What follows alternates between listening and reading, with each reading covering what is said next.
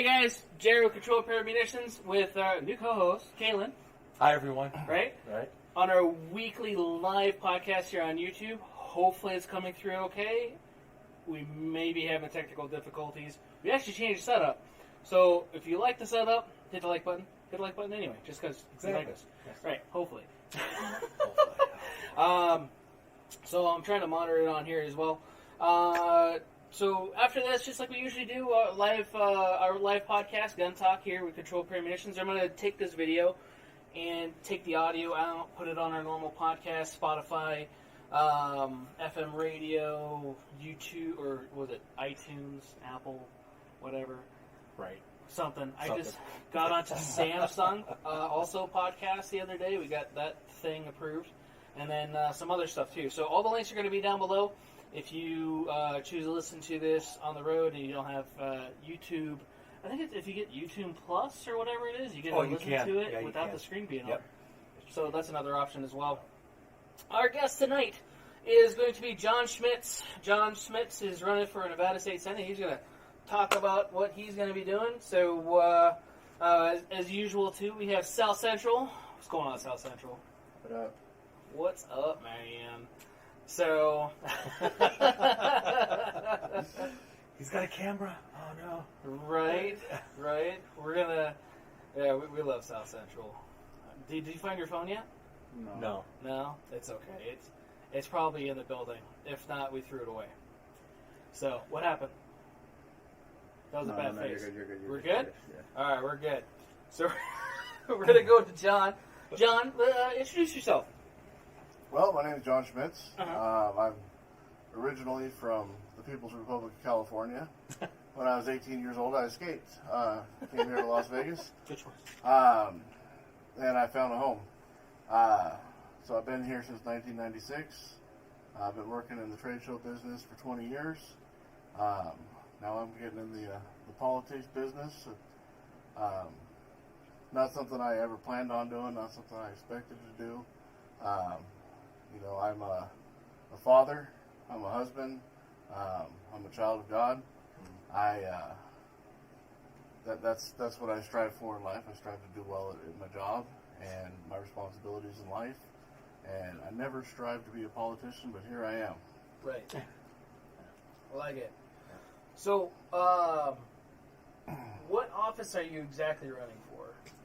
Running for Nevada State Senate District 8. District 8, okay. Which is roughly, people always go, well, what does that mean? So it's roughly Durango to the mountains, Summerlin Parkway, down to Tropicana. Okay. And there's some gerrymandering that cuts in and out of there, where they've cut it up to try and benefit the vote they're looking for. Yeah. Well, that's why I want to know, too, because most of our stuff, well, here we're in 89129. 89129 is kind of big. And a lot of our customers are in this area. So that falls underneath District 8 as well? Or No. No? No. Okay. And if I was an excellent candidate, I am an excellent candidate. If I was a more excellent candidate, I would tell you which district you're in, but I can't tell you right now. No worries. If you were a political politician, one of those people that, like, actually, you're an actual a guy that's going for it because you strive on what you believe in. That's why you're going for this. That's you why want I'm here. Yep. Exactly. So not one of those shicey people that run for office. We all know about them. Oh, Just yeah. like, anyway, we won't name names, Lombardo. The list goes on. We'll take another one. Right. I'm sure there's a few. But yeah, so you're originally from California. What part of California? Orange County. Orange County. Okay, nice. And you got out here when you were 18 and been out here ever since. That's awesome. It's awesome. So, like that was actually one of the questions. So that was really pretty good. I like that. So you never know how the introduction's going to be, So I have to make sure we cover all bases. And to remind you guys that are here live on YouTube, feel free to ask questions. That was the nice thing about, and I told John about this. He doesn't know any of these questions. Yeah. So the nice thing about this, we didn't have any weird write-ups or where like somebody could like come up with an excuse like, no, that wasn't my laptop. or anything like that. This is all straight out the cow's mouth, tit, something. Yeah. I don't know. The horse's mouth? Horse's mouth. Right. I don't call you a horse, but you know what I mean? Or a cow either. This is going awesome. So the other nice thing about the live is, so those of you guys are here watching, you guys could also, hey, your wife just subscribed. I thank you. So this watch is a blessing and a curse. It's like constantly like, you know, but that was awesome. Thank you, Jennifer. So I lost my train of thought. So we could actually ask you guys, or you guys could ask live questions to John, and then there's no BS involved either. So that's the other thing I like about this too. You're not going to be able to hide anything. You're like, hold on, what can I say? What can I not say? Where's the teleprompter? Did I poop myself? So another nice thing about this that I like for sure. So, Ken, go ahead, man. Let's ask him some stuff. All right. Well, you already asked him that one. I asked him where he was from. I know. You took care of a lot of talk about two birds, one stone. Yeah. How about what do you do now? You said he has 5 jobs. Oh, there you go. Yeah, what do you do now? Since you said you had 5 jobs? You say he has 5 jobs. Yes, I know, right? 5 jobs. Yes, if you read in my website, it says I have 5 jobs. What those jobs are? Okay. I am an employee. I'm not an attorney, like a lot of politicians. I'm not a politician.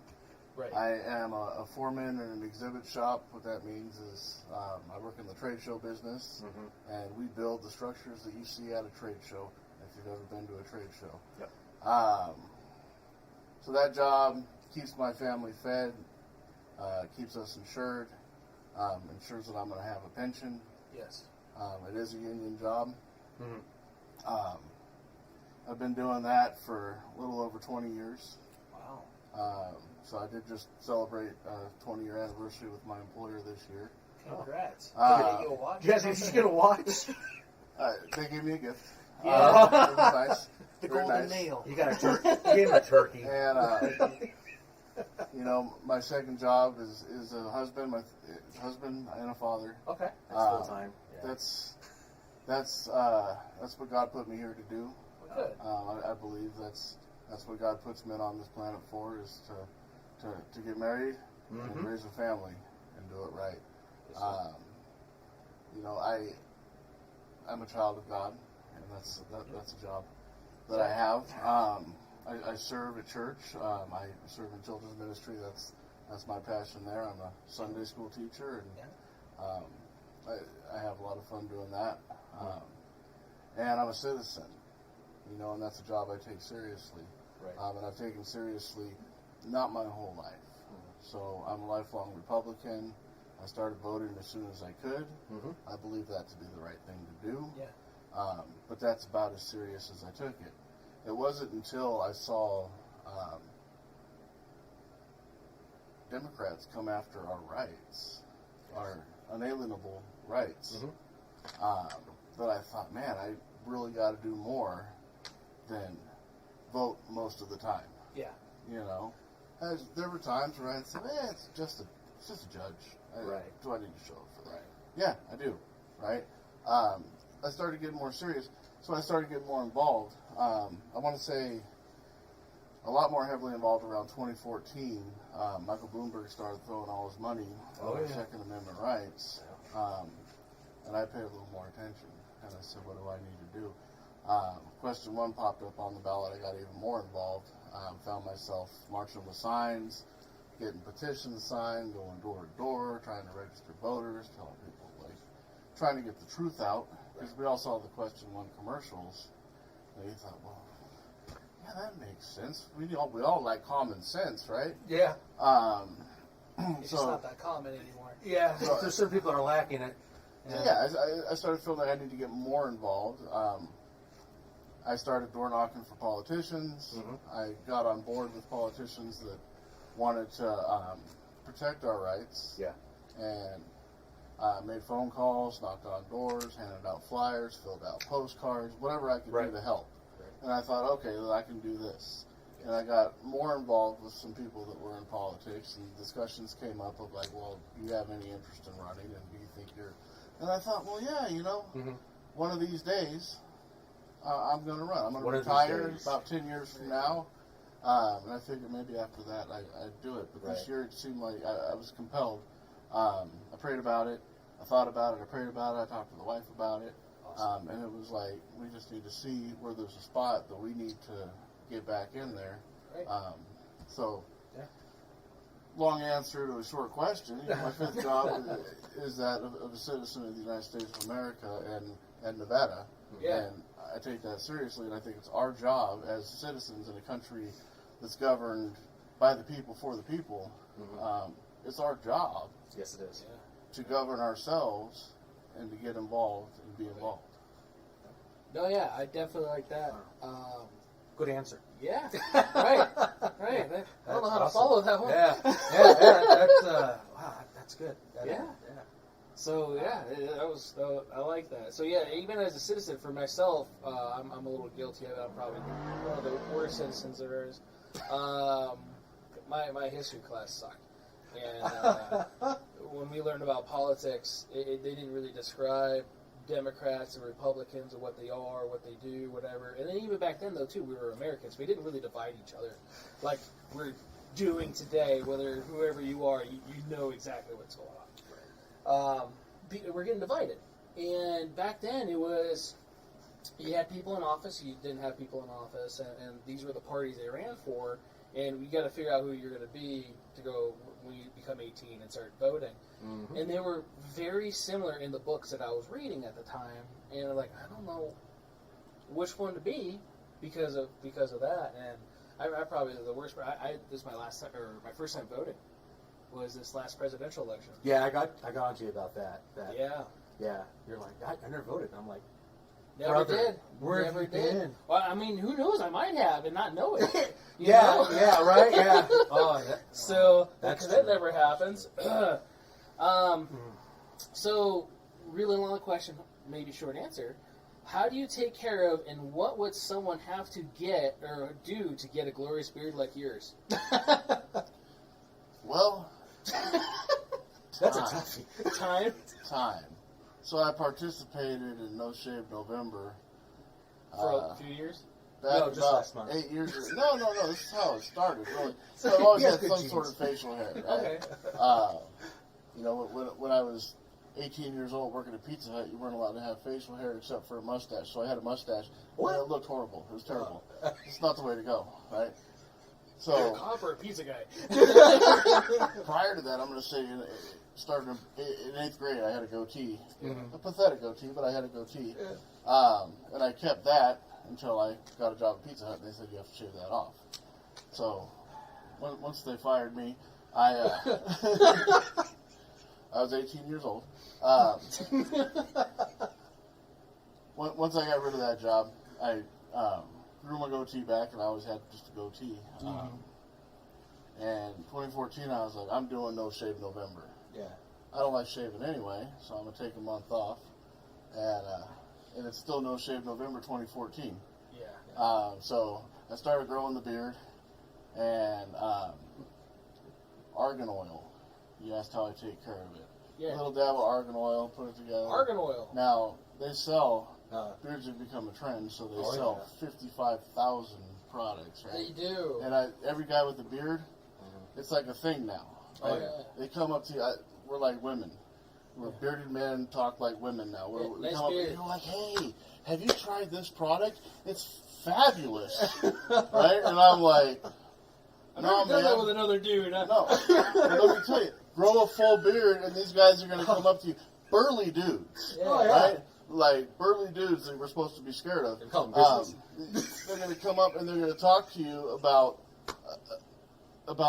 beard wash and beard butter. That's a thing. Yeah, beard butter. I've heard of beard butter. You get that after you get done eating a bread of toast. So I do. I just put a little dab of the flavor saver. Yeah. It's really amazing to me. But no, I just put like, a guy told me when I first started, he's like, hey, I got this oil. Put a little dab, put it in there. It keeps you from getting all dried out, and that's how I take care of it. So yeah, we got an 8-year beard going. It doesn't really. So your beard doesn't stop growing; it just breaks off. So this is the point that it breaks off, right? So Oh, okay. I could probably use some of before I that, shaved, that beard butter to stop it from breaking off. But this is where we're at. I And try. like I it. wouldn't know. This is like a month here for me. Yeah. I wish I was lying. I'm not lying. I had like a little smooth spot over here. Before I had to kind of like do a little beard comb over. You feel it, eh? I did. I had to just comb it over a little bit. I'm keeping the beard. I grow extra long sideburns, Right. so I just blend it in. Bruh. I wanted to get a haircut today on the way in here. I want to get a hair. I need to get a haircut too. I feel like a hippie. Yeah. Yeah. But no, I've never done that or had that with another dude. I've always, like, I mean, shit, I just came back from California, and there was a couple guys there that had some pretty good looking beards, and you usually do that, hey, nice beard, bro. You know, that's the extent of that. Not like, hey, have you tried Herbal Essence's beard conditioner? I don't even know if they make it, but at the same time, Oh, they probably do. yeah. I would imagine they would. I kind of want to go on the Hodge Twins website and look at their stuff. Oh, they got some beard products. Bird balls. Which that might be another thing you could try to go on too. You know, So they're local. It could be. Local. Once I get a campaign store going, maybe I could have some beard products with my campaign yeah. on it. Here's a question: would you be afraid that taking office, they're going to ask you, "Sir, can you please shave?" What are you going to say? Oh. No. I'm going to say no. So, I can tell you, Talking like a true American. I've sought a lot of wisdom from a lot of people, and a few people have told me, well, you're going to have to shave if you're really going to want to seriously run for office. And I thought to myself, no. Yeah. Right? No. And nobody cares. Like, nobody cares if you got a beard or you don't have a beard. And if you do care, well, I'm going to be all right. Probably don't want you to vote anyway. No, I want your You're vote. just jealous. Well, They you can't know vote. what I mean. If you can judge me to death, I still want your vote. Okay, all right. There you go. All right. Judge me. Take it. I'll tell you. Yeah. Well, we have thick skin anyway, right? Your tradesman stuff. Yeah. Oh yeah, you have to. do it for that. Yeah. So, and then what was it? Your post, I think, with Pastor Matt condoning the beautiful beard or whatever it was. Yes, the beard was endorsed. We had lunch that day. I was endorsed, and the beard was endorsed, and the both of us are going to Carson City, and we're going to change things. There you go. Yes. There you I go. love it. I love it. So, go ahead and there you go. Number 6, right? Yeah. How about? Can you tell us about the time you lost your job during the whole lockdown thing? I can. I certainly can. It was a wild time. It hit hard and fast. Oh, yeah. It hit our industry. Yeah. You know, when one man stands up and says, "You're closed. Yes. What you do doesn't exist anymore. You can't do that." Right. Without consulting any representative of the people. Right. Sisolak got up and did that. Yes, he did. And I just remember thinking, this can happen? Yeah. I didn't know. I didn't know in America that one man could stand up and tell an entire state, Off a light switch. Yeah. you can't go to the store, Yeah. you can't go to church, you can't go to school, you can't open your business, you can't sell your products. Right. I was shocked. I gotta tell you, I was shocked. My company is sound. They've been around for a long, long time, and they make wise choices. And they said, "Look, you have to lay off your whole crew." Wow. And at first, it was like, "But we're going to do everything we can to keep all our foremen, all our bosses around that make things happen." So I had to go to my crew and I'm like, "Hey guys, like there's a layoff and you're part of it, and we hope it's going to be a few weeks, right?" And we all thought like, "Yeah." Well, and that's what they told us, Yeah, right? 2 weeks. 2 weeks. Around the curve. weeks. And we figured, like, in the trade show business, okay, 2 weeks. It's probably going to be 4 weeks for us because associations aren't going to want to Right. roll the dice and Right. start setting something up that they can't finish. Right. So maybe a month for us. No big deal. We're used to that. It happens every summer. Yes. Right? It's not an abnormal thing in my industry. When it's 155 degrees outside, people don't want to come to Vegas for a trade show, so we don't have our trade shows. You slow down in the summer, right? So we figured it's going to be something like that. It's going to be an early little break like that, and we'll just file unemployment, collect a few weeks of unemployment, and then we'll get back to work. So 2 weeks after I laid my guys off, I got the talk of like, hey, you know, and it made sense to me. I wasn't offended. I wasn't upset. I was like, okay, no, this makes sense. If there's no money coming in, we don't have anything to do. So I wasn't mad at anybody as far as in my industry, but I was very upset with the governor. And I can tell you, I'm not upset today, but I'm wise to it. Yes. Like, I don't stay mad. Yes. But I know that what we have to do is go to Carson City and limit the power of the governor so this never happens again. Right. And a lot of what I experienced in that year and a half that my industry was shut down, and I couldn't work because my work wasn't there, or I couldn't work in my industry anyway, was a motivating factor. And there's many motivating factors for me saying, you know what, I'm going to do it. Right. You know, the legislature in Nevada is not a job. No. Like, you don't go and make an income being a state legislator here. You, it's a part-time thing. It's every 2 years, about 4 months or so, and there's per diem, and you get paid for 60 days, and that's what it is. So you're making a sacrifice to do that, and it finally got that contributed to me going, okay, I'm willing to do this sacrifice to limit this guy's power, among other things. But that was my pandemic experience as far as my employment, and that's, yeah.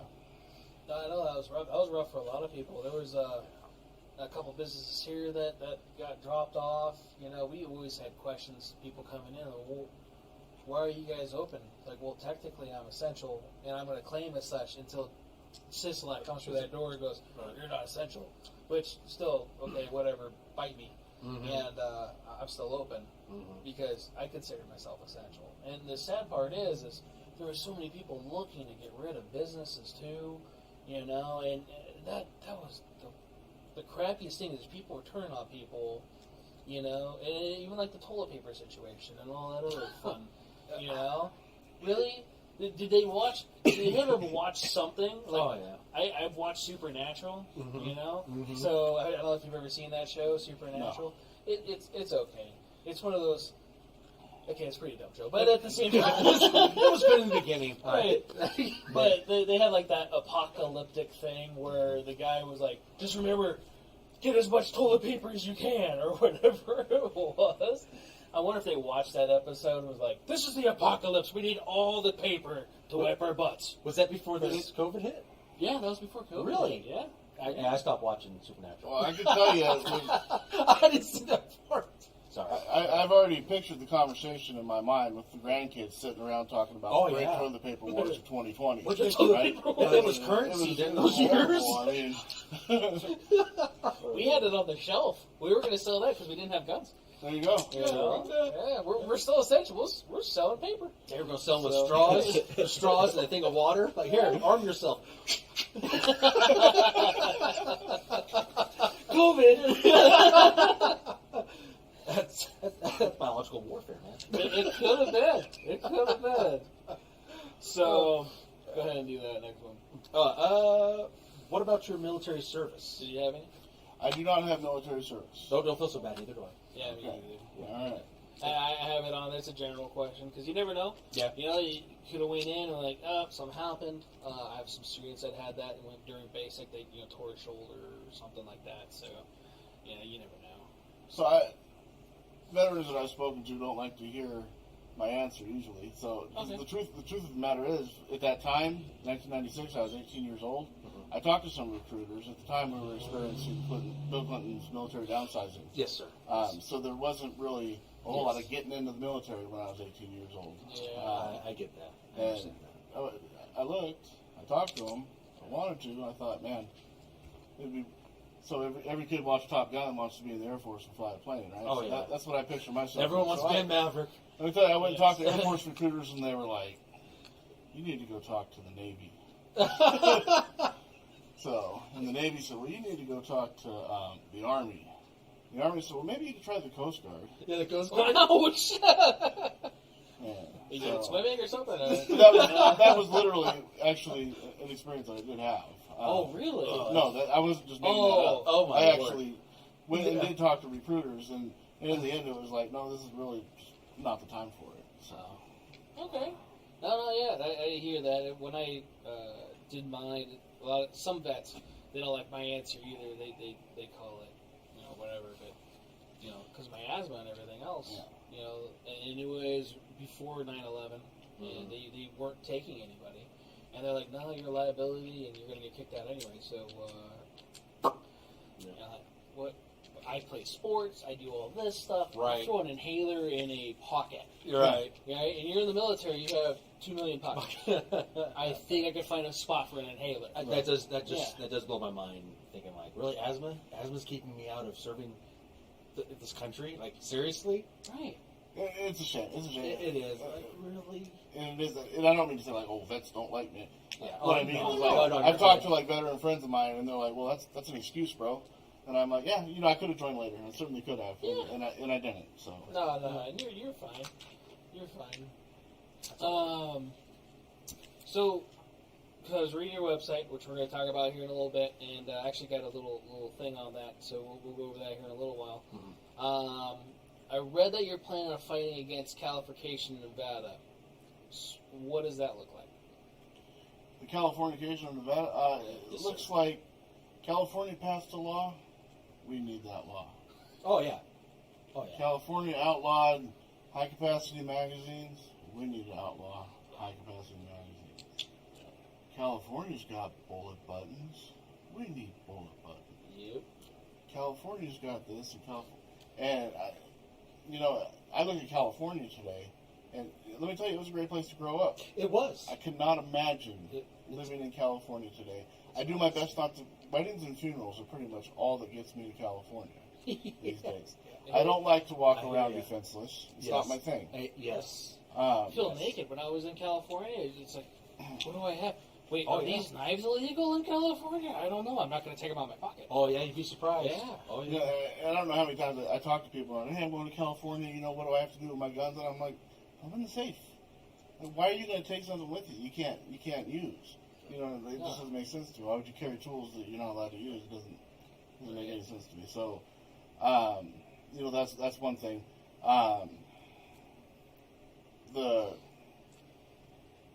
That's mainly it. The politics of California and the laws of California have no place in Nevada. One of the things I loved about Nevada when I came here, I was blown away. Right? I got a job the second day I was here. I didn't even mean to move here when I moved here. I came to check it out. And I got a job, and I'd been looking for a job.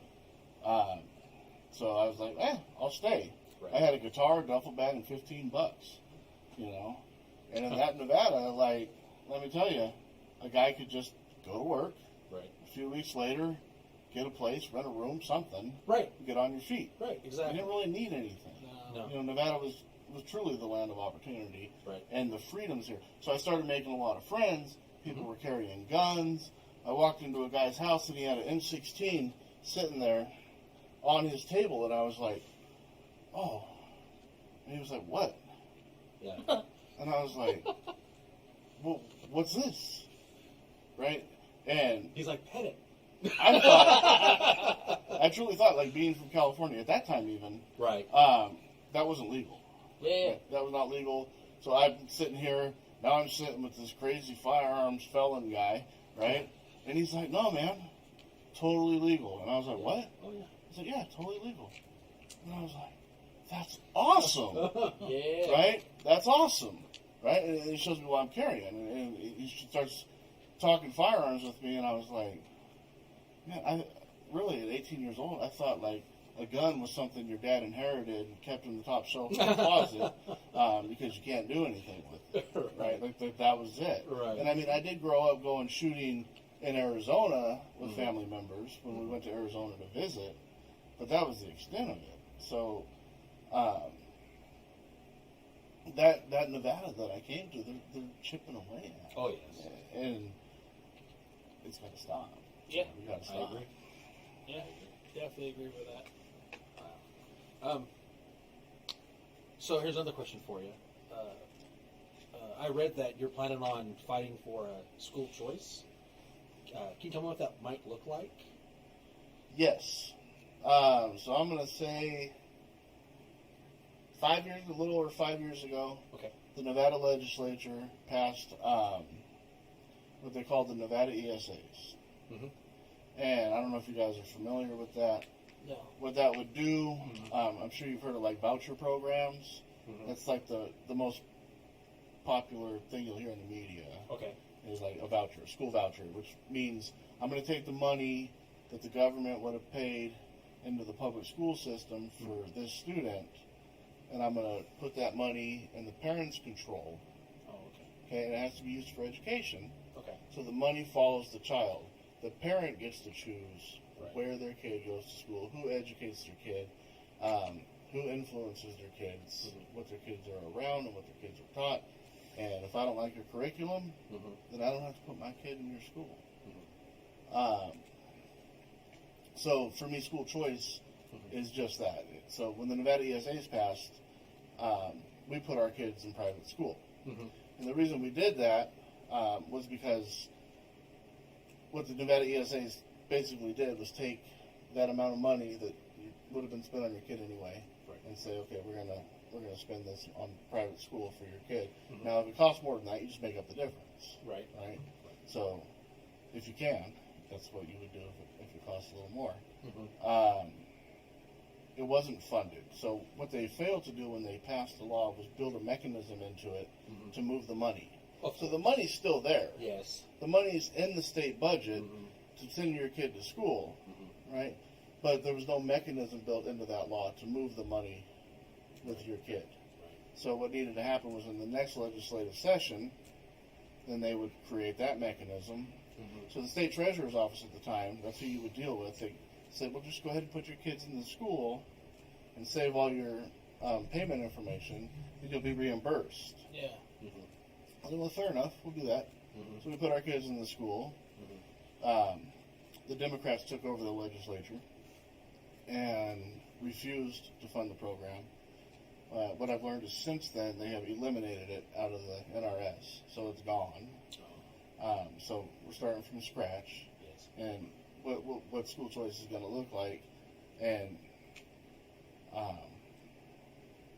it may be varying names, Mm-hmm. but to me, essentially, the amount of money that we spend per student in public school as a state will go into an account or be used as a voucher to educate your kid wherever you want to take your kid. Mm-hmm. And it's going to create a free market education system, and where the free market goes, Mhm. success follows. You know, and if Oh, yes. if an administrator at a public school completely screws up and basically destroys your child's chance at a decent education, they still get a check and they still get a job. And Of course. nothing changes for them. Where if those kids are being pulled by the parents and put into a better institution, the administrators are going to be motivated to keep their jobs, right? So, Yeah.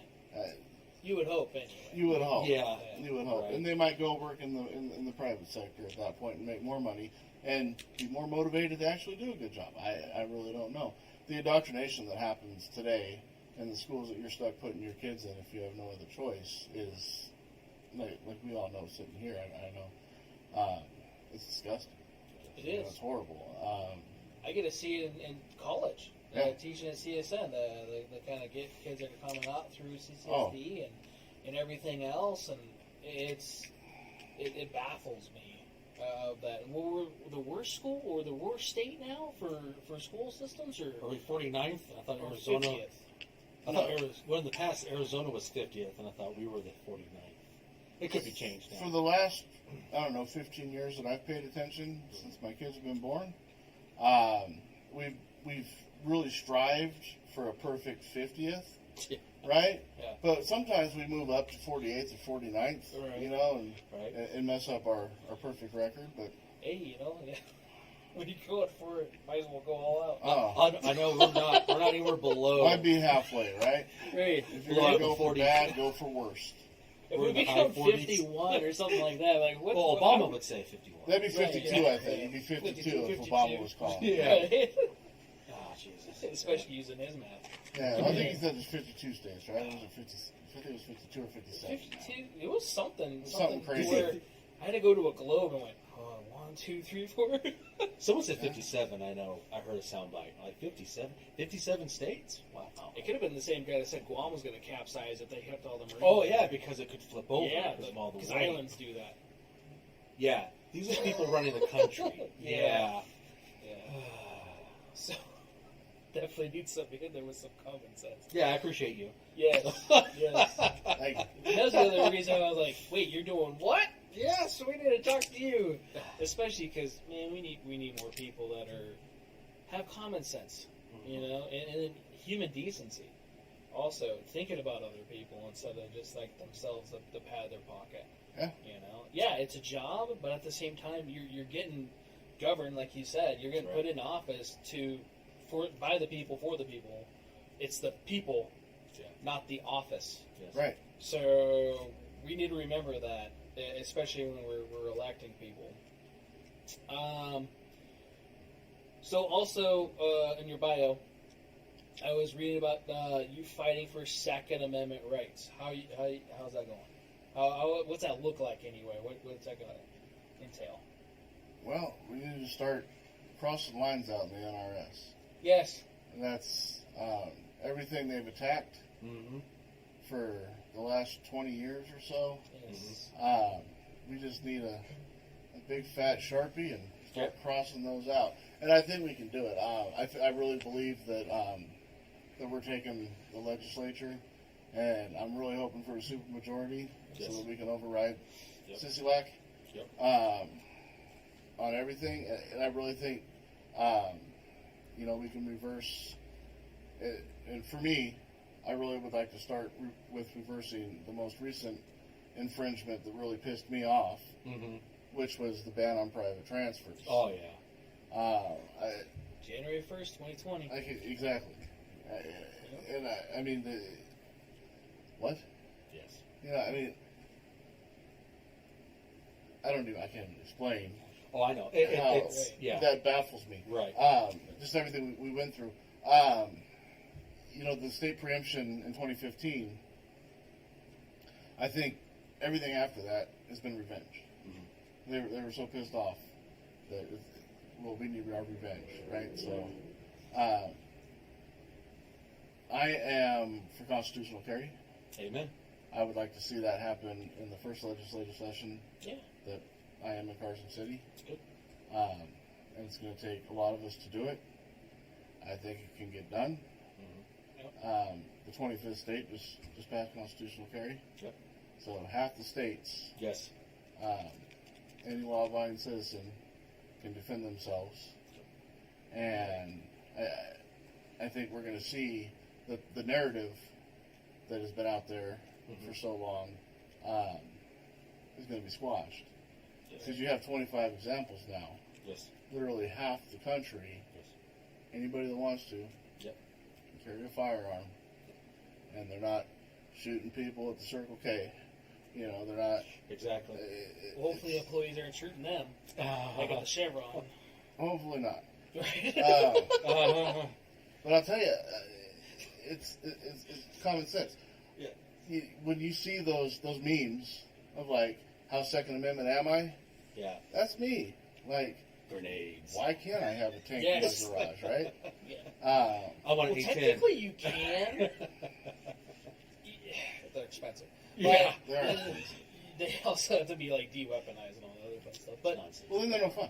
Yeah, exactly. yeah. We have a lot of desert out there. Let's just make some holes for that tunnel that we're supposed to have in California or wherever. Oh, Right. jeez. We're just going to help with the mining process. Yeah, so what that looks like to me is removing all infringement. I like it. I mean, that's short and sweet. Yes. Remove all infringement. Yes. Like you said, though, stick with law-abiding citizens to do that, Right.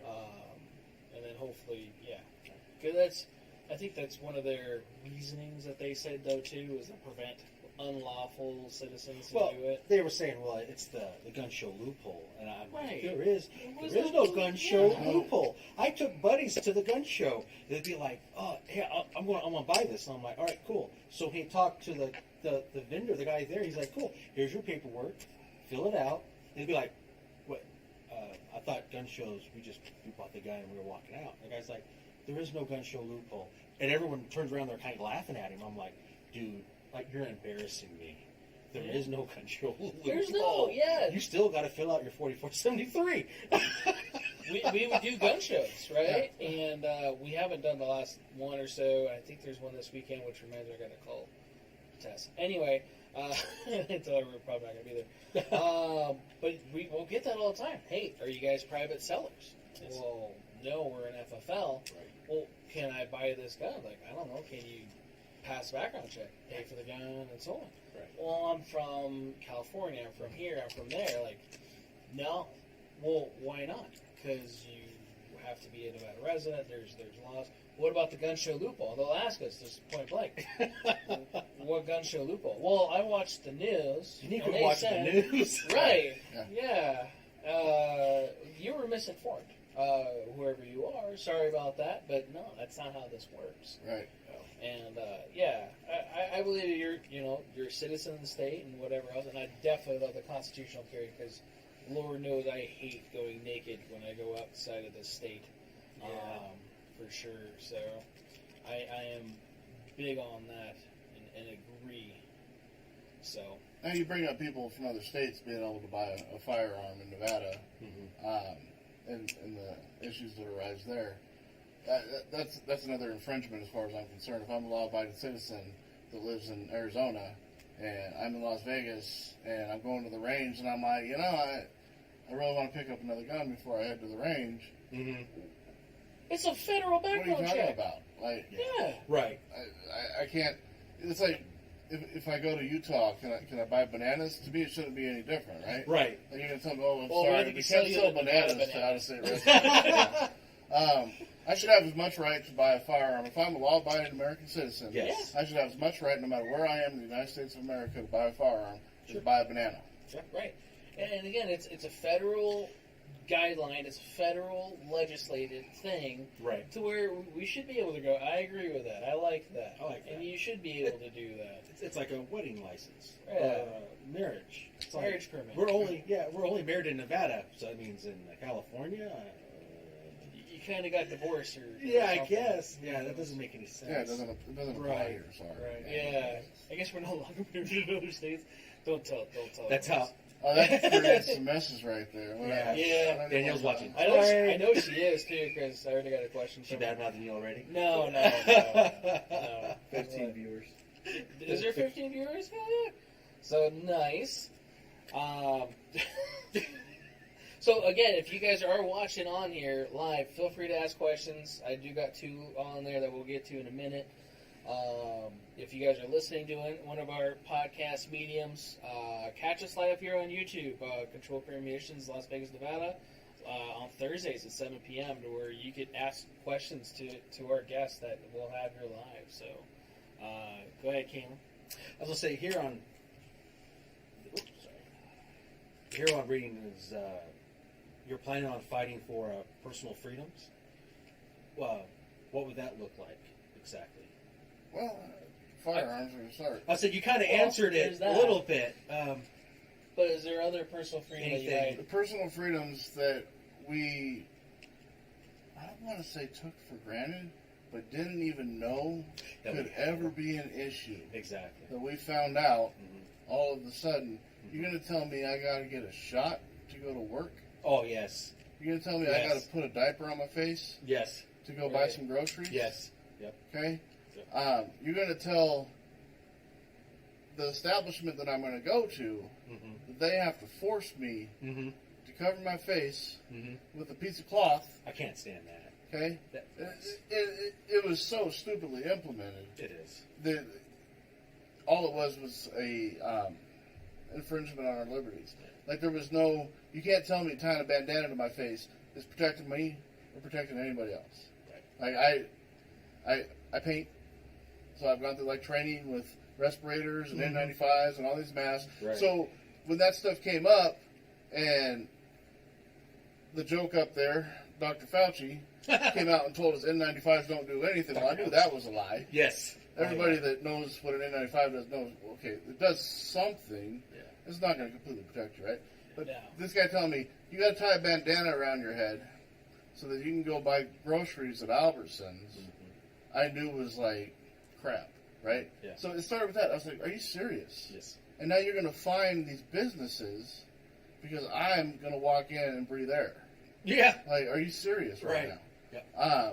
And just starting there, like, the liberties that we didn't even know we could lose. The liberty to just breathe air It is. It is quite. Right. normally. Lose your business, lose your job. Yeah. The liberty to go to church. Yes. Okay? Right. Again, I'm an American. I grew up in America. I live in America. I thought religious liberty was The whole point. paramount. Like, there's no way that we could ever lose this. Right. And then Sisolak said, well, the churches can't open. Right. Okay? Yeah. And then I watched a pastor say, you know what? I get it. Okay? I get it. We're going to do our best to have service and social distance. I have a radio station. Everybody pull up in the parking lot in your car. Yes. Okay? And I'll stand on a stage in the parking lot. And I'm going to give service and just tune into our radio station. You'll hear everything I'm saying. And we'll be able to assemble and have church. And the governor said, you can't do that. Yeah, I remember that. You can't do I remember that. That was Okay? ridiculous. And that was over there at ICLV. I don't remember the pastor's name, but I remember going, are you... Okay. So nobody else sees this? Yeah. How are there not people taking to the street? Because he's not saying you can't go to church because what we're doing keeps you social distance and keeps you apart and keeps you safe.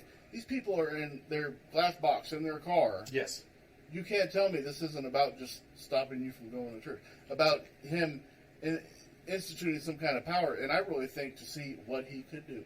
I really think he thought, well, I want to see how far I can take this so I can see how much I can further chip away at the liberties of Nevadans moving forward. Right. And I think he beat the recall effort. Yeah, I don't even know. That went quiet. It That did. was It weird. went super quiet. Because we had petitions here.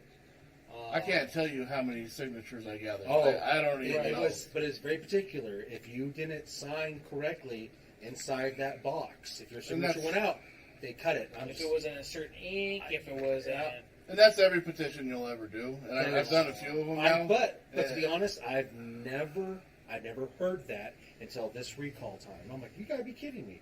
I've signed plenty of petitions and stuff, and no one's ever said, "Oh, sir, we're gonna have to redo this because you're lying. Your letter's just a little bit out of the box." I'm like, are you kidding me? Yeah. I've never heard that before until that recall time came up. I'm like, you gotta be kidding me. I still haven't met anybody that actually voted for him. Because much like our recent election, I don't even remember who was running against, to be honest, because it just, my brain is... Laxalt. Okay. I had Laxalt. But I remember the other guy He was winning. one. I remember the other guy winning, and then I went to bed. And the next morning it was, this guy. Oh yeah, I woke up and angry. Oh yeah. I'll tell you, I was at the South Point at the Republican Victory Party when that happened. Yeah? I took my son. I like taking my kids to these things so they can just see, what we have and how. So I took him, made it a point. I was like, it's all right. You can sleep in tomorrow. It was a school night, so and I remember seeing as Esmeralda County came in. Well, yeah, Laxalt's got 100% of the vote. Yeah. Nye County came in. Laxalt's got 95% of the vote. Of course he does. It's Nye County. It's Esmeralda County. Yeah. Esmeralda County has 800 people. It's not hard to get. Yeah. So I'm seeing these come in, and I was like, and my son's like, Dad, we're gonna win, and I was like, well, they haven't posted Clark. Yeah, Clark And I County. said, if Clark posts, then I'm gonna feel good. If Clark hit, and it was all over. Everybody walked out. That was the end of the party. And I remember there were a few guys astonished. I remember seeing Dean Heller was on the stage at the time when all that happened, and he went from having a victory party to we know what happened there, and just watch it. And every other politician that was there, he just happened to be on the stage. everybody's face went the same. Yeah. You know, because I think what was it, one Republican, one statewide race, Something like and that. it was. It got Man. swept. Yeah. It was. That was a painful one. It was. It was a really It painful. was. And again, I couldn't remember that I was watching and saw that we were winning, and they're like, "Hey, here we go," and then I don't remember the switch. I really don't, and I could have sworn. Well, I remember Clark being kind of all over the place, but I remember it being still in that red factor, and then waking up again. It was just where it's like, how? Yeah.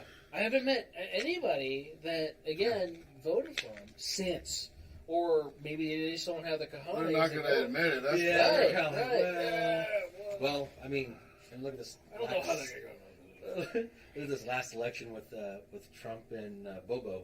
I mean, how?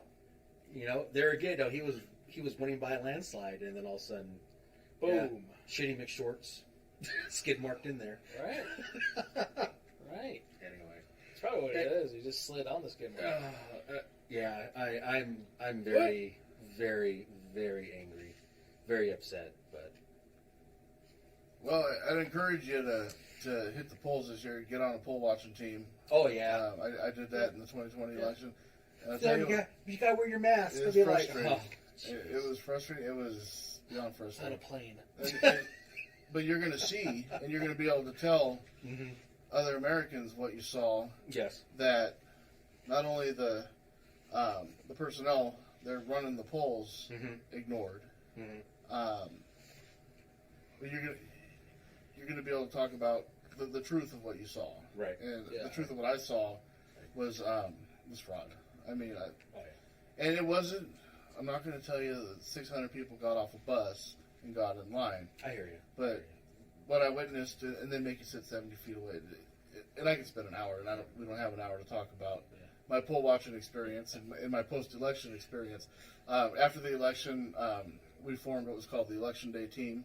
Okay, it didn't really have any. It's not a real organization, but actually is a big thing.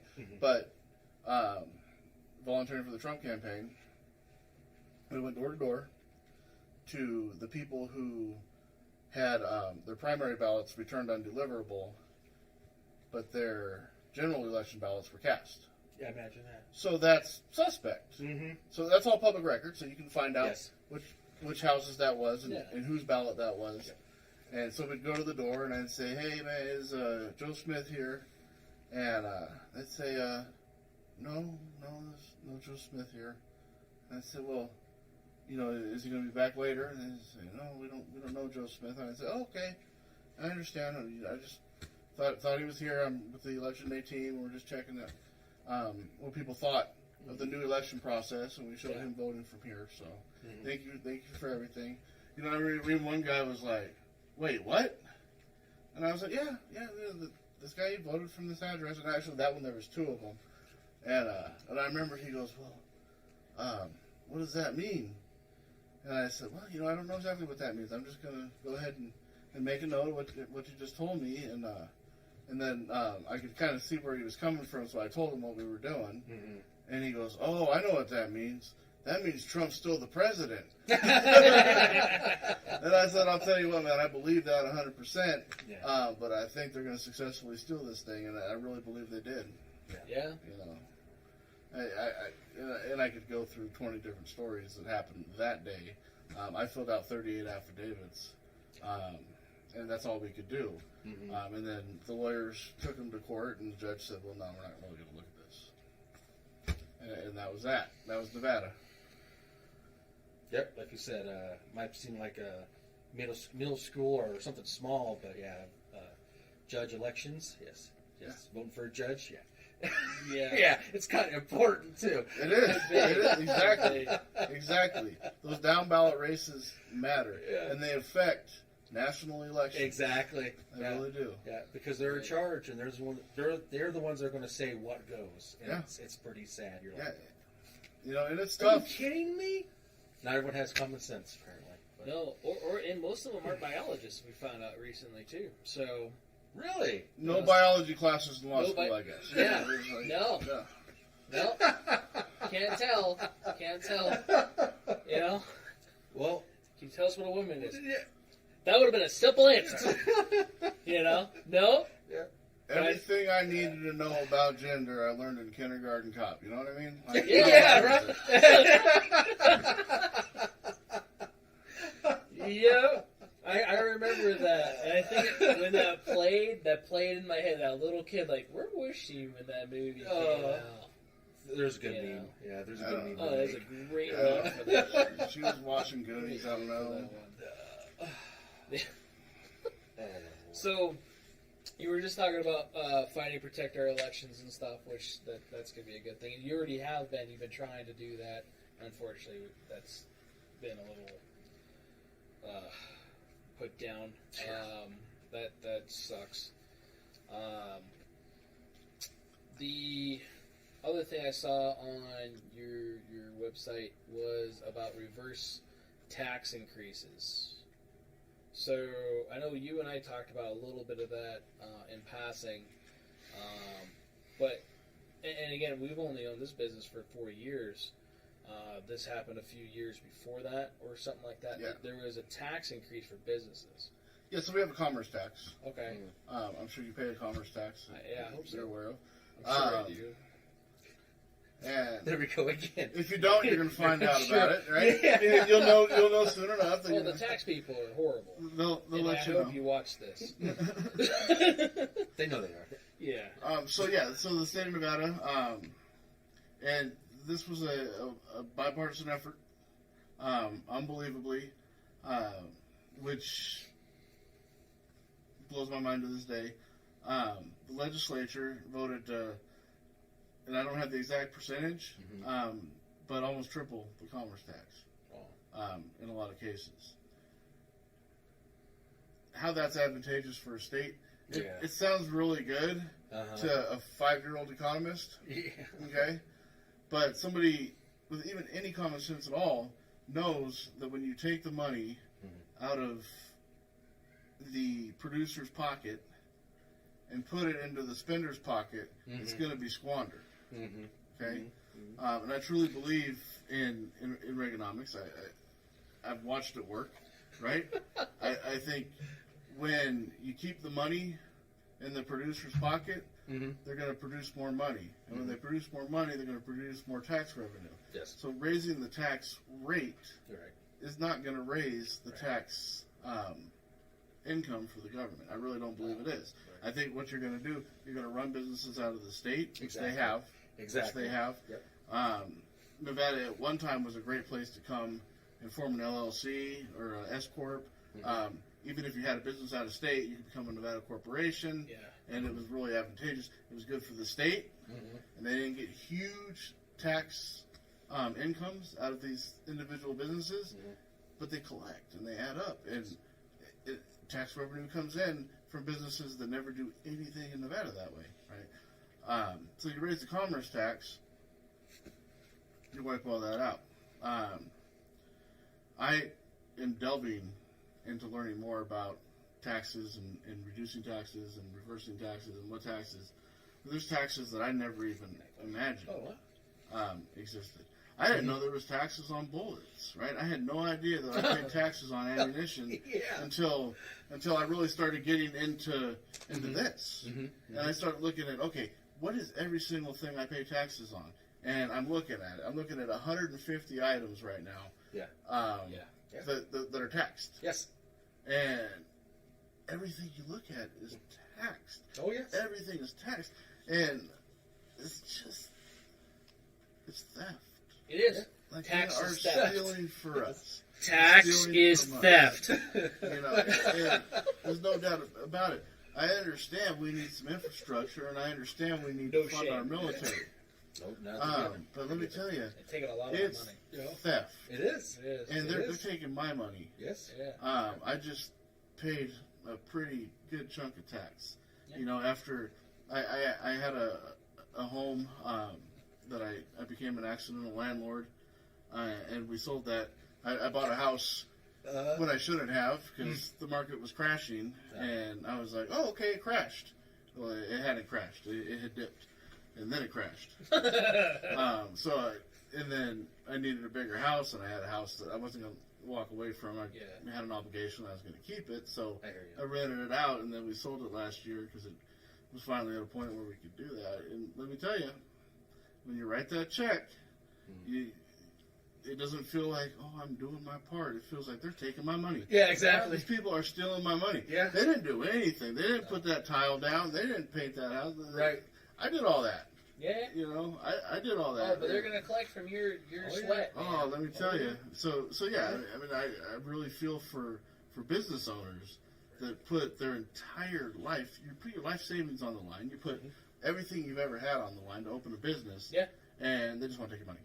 Yeah, they do. And not only they just want to take your money, they want to take more of your money, and then they want to tell you, well, you know, you need to hire a guy, but you can't afford to, so why don't you give me more of your money?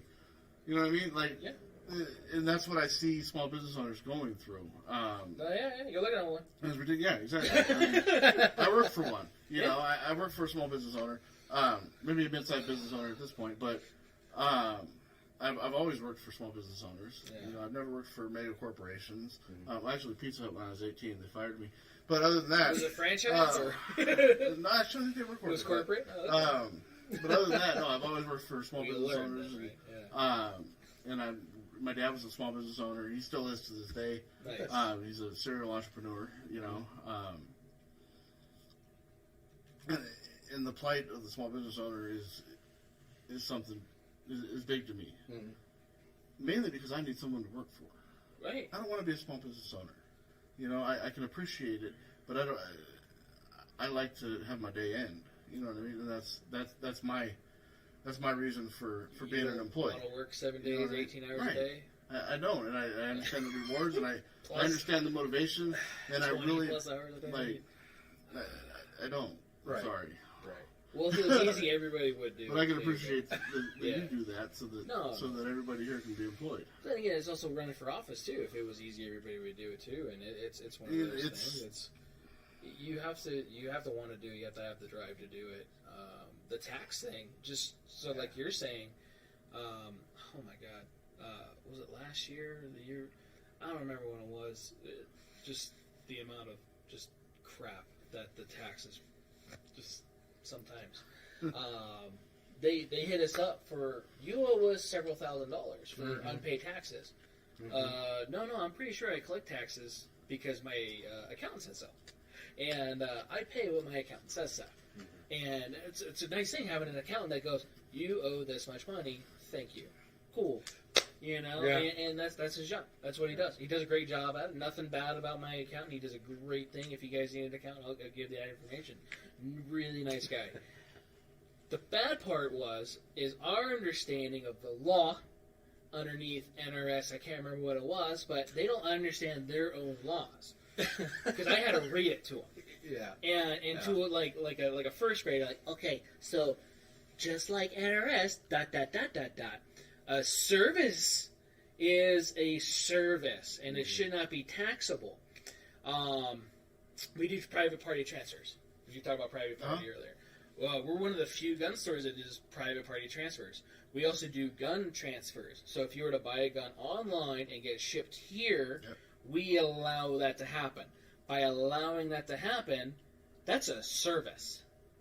Last time I checked, that's something I'm doing something for somebody. Yes. So that's a service. That's not like a, everybody does that. Right. No, we're like one of 5, I think, gun stores or whatever that does that. So I don't know the exact number. I'm just speculating because I know not everybody does it. We get a lot of transfers here.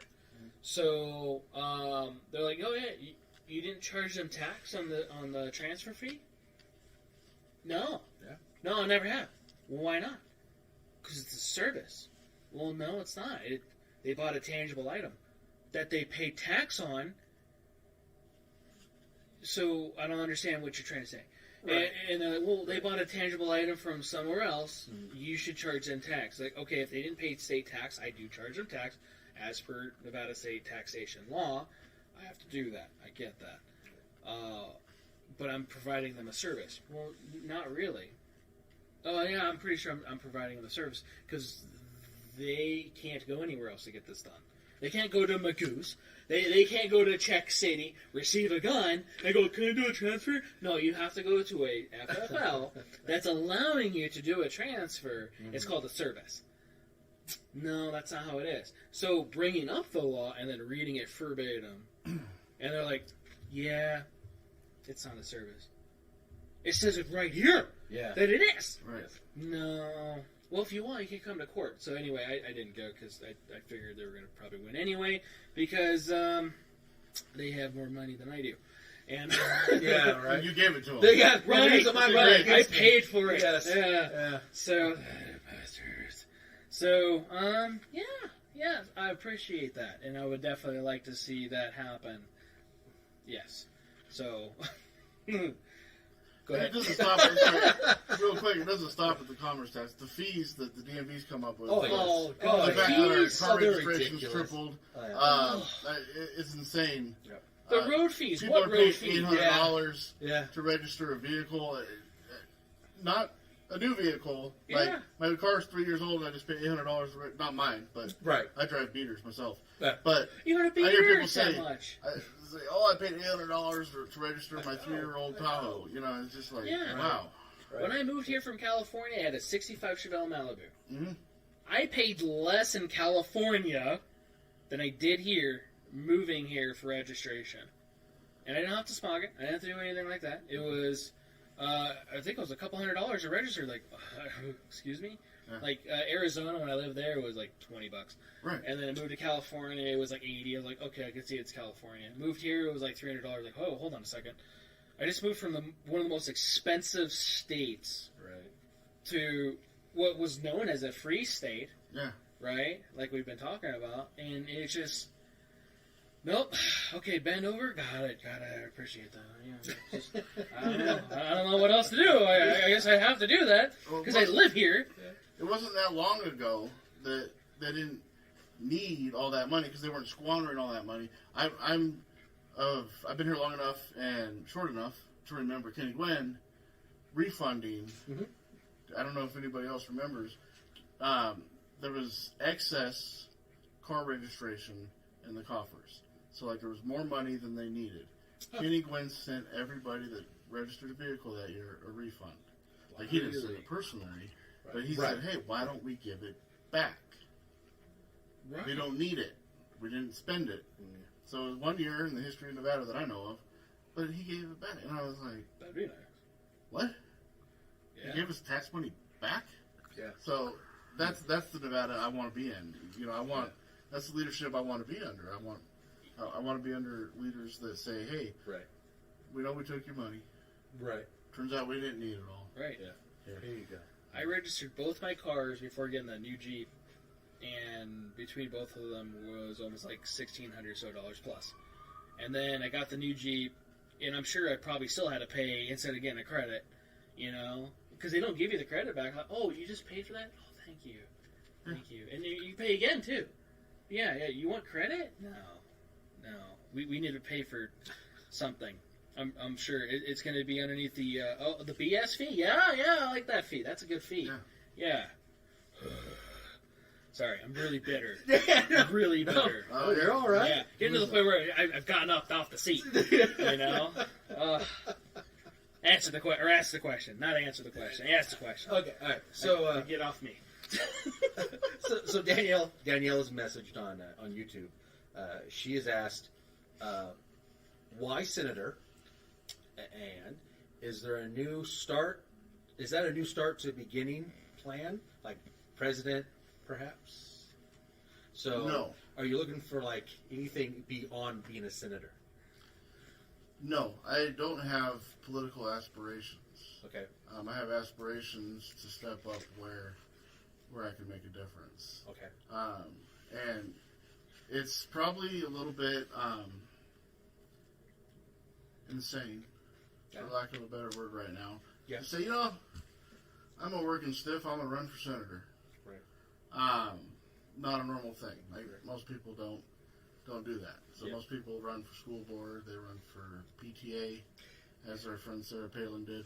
Mm-hmm. They run for lesser offices, for down ticket offices. Mm-hmm. And like I said, I felt compelled after the last couple of years that I need to run. I need to throw my name in the hat. I need to do something. So I looked at my address and what I was eligible to run for, but there wasn't already a Republican in. So the assembly might have been a more practical place to start. Okay. But in my assembly district, there's a Republican there that, in my opinion, is going to win re-election. There's no reason to primary her. She had done nothing. But I thought, well, she's against us. So we don't primary Republicans just because we want to be in politics, right? I honestly don't have this lifelong desire to be in politics. Okay. But I'm willing to go to Carson City for 4 months every other year, which is what this entails, and take a leave of absence from work. I'll probably, my kids homeschool now, so we'll probably all go up to Carson City. Of course. And it'd be a good experience for the kids, for sure. And they're going to learn that it's us. It's us. And that's why. So why am I doing it? And it's because it's us that need to do it. You and me need to do this stuff. And the reason it's Senate is because that was the spot that we lost to a Democrat in 2018 that we need to take back. And I thought, I'm a Republican. I'm a conservative. I believe in my values. I would love to vote for a guy like me. Why won't I run? And I had breakfast with a gentleman that was a city councilman. He's running a city councilman again. And I remember talking to him, and I remember he kind of asked me the same question. And I said, honestly, and this is really what it was that right there. I said, I found myself wishing, and I put it on the front page of my website because that's the truth. I found myself wishing that people that didn't want the job would do the job. Because the people that want the job want it for selfish reasons.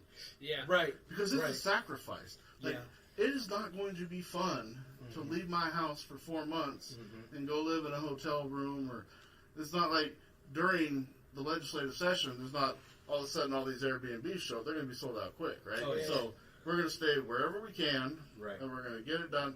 I've met people in the assembly that slept in their office for 8 weeks. You know what I mean? Like, this isn't something we do for fun. But there's a lot of people that get into it because they're going to benefit personally. Yeah. And they want to line their pockets, and they want to line their buddies' pockets, and they want to do favors. But mainly, I think they want to get favors. So a lot of these people are in different business communities and do different things. Because the legislature here is a part-time job. So it makes it hard for guys like us to do it and to get into it. But I think, we've been blessed enough that we can make that sacrifice in my family. I have no plans to go further. And truthfully, I'll probably run for something down ticket after the fact. Sure. So we have term limits here. I believe. Wait, what's a term limit? A term I'm just limit. asking because the skeletons that are Washington D.C. Oh, you can name them. Yeah. All right, Nancy. Pelosi. Yeah. Schumer. Jinx. Actually, the first election I ever voted in was here in Nevada, and I voted to pass term limits in Nevada. Okay. So that had to pass twice because it was in the Nevada Constitution, and I got to vote for that, and I felt like this is awesome. That would never happen today. If we didn't have term limits and it hit the ballot today, not a chance that it would ever happen. But it did, and we have term limits, and so when I'm done being state senator, I really would like to be a thorn in the school board side. I'm all for you. Oh yeah. That's where I think, and get on the school board, like run for a school board seat, because what they're doing is not right, and we know that. Yes. But none of us want to do it, right? Let's do it. Yeah. I always figured I'll retire at 55 and I'll do something like that. But yeah, so hopefully that answers the question. Why Senate? Because that's where that's what I'm eligible to run for in my district that no Republican is running for. I was eligible to run for governor, but I'm not going to let's be straight there. I'm not going to get any financial support. Mm-hmm. I'm not a lifelong Democrat that switched parties last year, so I can run for governor this year. Whoa, right. We wouldn't know anybody like that. I wouldn't know anybody I that wouldn't did know that. anyone. but- Is that Right. North Las Vegas? That's the other John. No, the other that's John. the other, yeah. Yeah. Yeah. My family has asked me questions. A lot of my family's still in California, and that news popped up that guy, he switched his ticket. Flip-flop, yeah. And he's like, "What do you think about this guy?" And I'm like, "I don't trust a turncoat." I was like, "I don't know about that." Well, It's like you can't keep. Well, what if you certain realize, finally, that, You hey, think- I've been bad for the wrong team He got for a struck. while. He got hit by lightning. Think God had talked to him. Boy, you better turn around. Right? Like- Dude. Maybe, but so there used to be a thing called conservative Democrats. oh yeah. Okay? Oh, yeah. And I hoped, like, when I saw that, I was like, okay, I think this guy's turning coat so he can run for governor. Mm-hmm. But I'm going to look. And I looked, Mhm. and I didn't see any of that. I wanted to find a conservative Democrat Mm-hmm. right here in the state of Nevada Yeah. that was like, okay, the Democrat Party left me. Mhm. And because I didn't really care for any of the options I was seeing pop up for governor. I was like, I wanted to like this guy, but See, I that got was to the tell you, other I one just I don't like have too. trust. And Yes. hopefully, I'd love to be wrong. Right. honestly. Oh yeah, I'd love I to be would love wrong. to be proven. And I've had conversations with a few people that support the guy, and I hope I'm wrong. I really do. And in all these situations, I always hope I'm wrong I about agree. a politician that I look at and go, that's a worm, you know? Hopefully they're doing unwormy things when I'm not looking. You know what I Yeah, mean? But, right. That's what You you can't can count really on wish it. for, right? yeah, that's all we can wish for. Yeah. What was it? The one lady? I can't remember her name, but I haven't seen her since her big little push about running for governor. But she was Oh hated because she supported Trump and stuff. yeah. I can't. You're remember. thinking of Michelle Fiore. Is that yeah? The one. Yeah. Yeah. And when I saw that, and especially when, okay, I know she wasn't the one shooting the bottles and stuff, but at the same, I thought it was kind of cool that she put guns and stuff on there. Being a gunster runner, I was like, yes, guns, right? But you Well, know, she's been an advocate for us for a long time. Okay. She's been a 2A advocate. Like, this is not a new thing for her. so it's not a So two-faced thing. she was in the assembly when we got preemption. Okay. You know, so I really I don't have huge opinion either way about where she's going in her current race. But I'm going to say she's on our side. I like that. That's a good answer. Because when I saw that, I was like, oh, I don't know about the North Las Vegas guy. No, I'm going for her. Because she's plainly been hated by a lot of people, like, openly doesn't care where she sits politically. I like that. Because you shouldn't have to hide who you are. Oh, Because of exactly. because of a thing. Exactly. You know? Exactly. Yeah, a lot of these people in office, I think they hide a lot, way too much. Epstein's Island. And so... I was like, it's a lot like Hollywood. Right. Yeah. Oh, I still want to make movies. I better keep my mouth shut. Mm-hmm. Yeah. So I did like that. I haven't done as much research as I probably should have. Mm-hmm. Well, that race still hasn't been going on yet, but that research will be going in effect. Well, she's not running for governor anymore. I thought she was. She switched. She's running for I'm going to say state treasurer, I believe. Is what she's running for now. Really? Yeah. Did she get death threats or something? No, no, it's polling. So they do polling, and I think she was polling at like 8%. And so you have a certain amount of time where you can switch races, and she, Yeah. So I can't tell you Why, what she did, but I know that she was polling low, and I think she just said, okay, I can make a difference over here. Probably did that. That's like the commercials. The commercials were good. Great commercials. Great Yeah. commercials. Yeah. I thought that was pretty good. Again, I know she wasn't one shooting the bottles, but I was like, that's a nice touch. You know? So, lastly, on your website, I did see you were taking volunteers. Are you still taking volunteers for Always. that? Always taking volunteers? I'm always looking to assemble. So yeah, we're really getting ready to ramp up as we get closer to the election, we're gonna have to knock on doors. We're gonna have to put flyers on doors. I think people are tired of opening their mailbox in election season and having 56 flyers fall out on the ground. Or multiple ballots. Or multiple ballots, yes. I knew you were going to say that. Now, the ballots are not going to do that. So I'm hoping to not mail out thousands of flyers. I want to go door to door. To the doors. Shake hands, kiss babies. So I'm personally knocking on doors. And yes, what I'd like to see happen, personally, I want to be accessible to anybody. Sure. So I want to have a team that goes out, canvassing, knocking on doors. Mm-hmm. People don't really answer the doors a whole lot anymore. No. But when they do, I want whoever my volunteer is to be able to tell them, like, hey, let me make a phone call. If you want to talk to him, he'll be right here, and I want to go. Yeah. Like, that's what I see. Awesome. Okay. Or here's my number. So my personal telephone number is on my website. Yep. It's my number I've had for 20 years. It's maybe a mistake, but it's the number I'm going to keep. Moving forward, my constituents want to give me a call. I want to hear, like, your concerns directly. But back to the question. Volunteers, 100%. Please, please volunteer. You can go on my website. You can sign up to volunteer, and if you sign up, I will rope you in. We're gonna do some stuff. And we're gonna have fun doing it. You know, you're gonna make a difference. I'm gonna make a difference. We're all gonna make a difference. Amen. Oh yeah. We just pulled up John's website, right?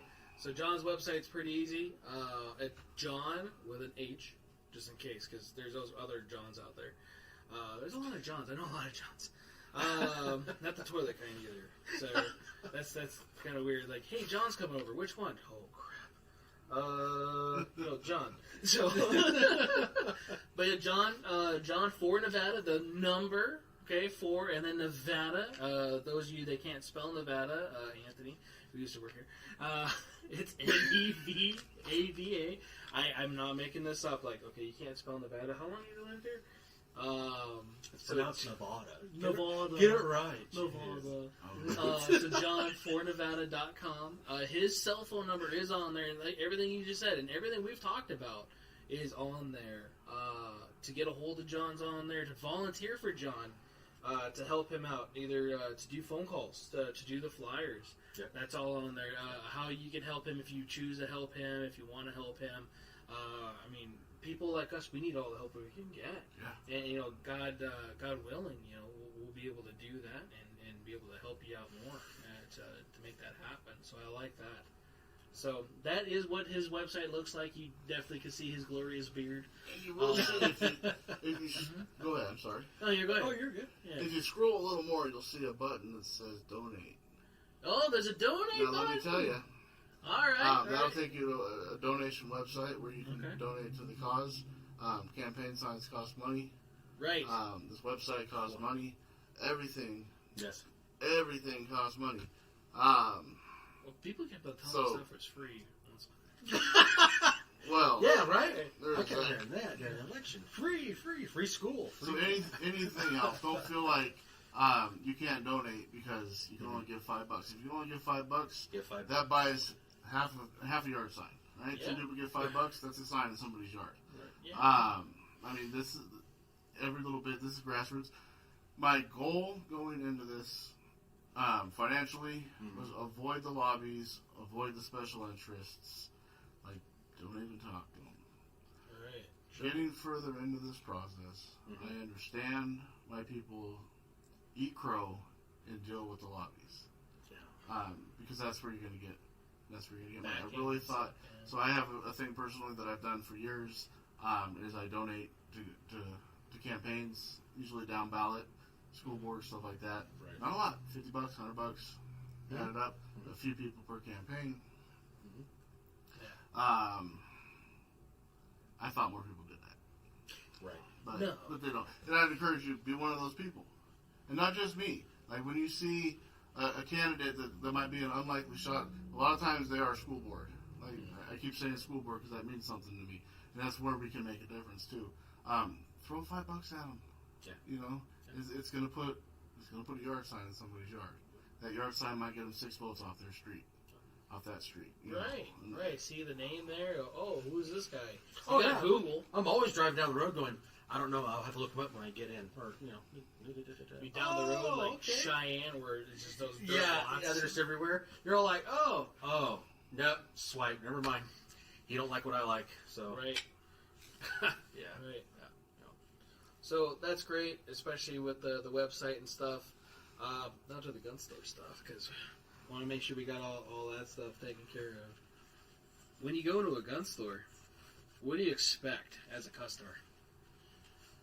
Well, I'm going to be honest. I try not to go into a gun store. I try Because really I hard. expect to spend money. Okay. I have a rough time walking out of a gun store. Yeah, without a gun. Yeah. So I buy my ammo online when I can because I never get offline with a gun. I don't buy guns online and transfer them to your store. Again, because then I'm going to walk into your store and I'm going to buy more guns, right? So that's what I expect is to spend money. But I expect knowledgeable employees. I expect obviously courtesy, kindness, and I expect people that feel the same way about my rights. Yes. That I do. Yeah. You know, and that's not always the case. You know, there's what some of my friends call FUDs in our community. Yeah. You know, and that's the fellow that. All you need That's a lot of accept. All you need is baby rounds. Yeah. So there's plenty of people that like to hang out in our community and in our clubs and in our ranges that are not anti-infringement, that are not for our rights. So I expect you to, if I'm going to come and I'm going to spend my money at your store, I expect you to be 100% on board with the Second Amendment and non-infringement. I agree to that. That's why we have it on our YouTube page, just in case people forgot. Yeah, right? Yeah. It's our banner. It's the Second Amendment. There you go. That's it. Yeah. Let me ask you this question. What kind of firearm did you bring with you today? Or tonight, should I say? This one is a Eddystone. It's a 1917. Mm-hmm. It was made in 1918. Mm-hmm.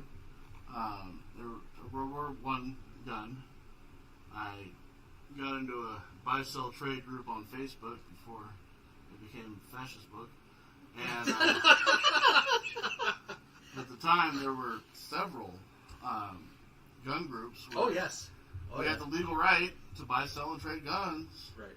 And that's what we did, and Facebook was a great place to do it. Yeah. So there was a guy in one of the groups who said, "Hey, I'm selling this. I got shoulder surgery. I can't shoot it anymore. Yeah. He needs something a little more lightweight.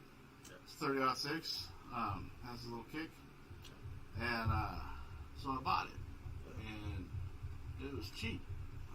It charged me like $250. It's not a valuable gun. It's 104 years old. They made 1.4 million of them. Yeah. Give or take. I'm not a gun expert at all. It's okay. But it's cool. Like I like the historical value of it. I like that it's old. You know, I like that somebody took this to Europe, right, and fought exactly with this. Right. I don't like that they lost the bayonet somewhere along the way. So I don't have that. But hey, I think it's cool. Yeah. I think they added a piece of rubber to the back here. Maybe that guy when he got his shoulder surgery. I'm not sure. Right. Yeah, I mean that's what I know about it, and it's a cool gun. It's beautiful. It's in awesome condition. Yeah, for being 1918, Yeah. I would have never guessed that one. Yeah. I don't know. I like it. It's one of my favorites. It doesn't really come out too often, but I like it. It's okay. I think it's cool. That's a long time. It is a long time. That's a long time. Yeah. That's when Greg was born. You know what? He's not even taking a nap. He even had a question on YouTube, man. What? That's good. Yeah. Greg is on here? Greg is on here, man. I don't know if he probably passed out by now. They haven't asked my question. Huh? Yeah. What? Huh? Yeah.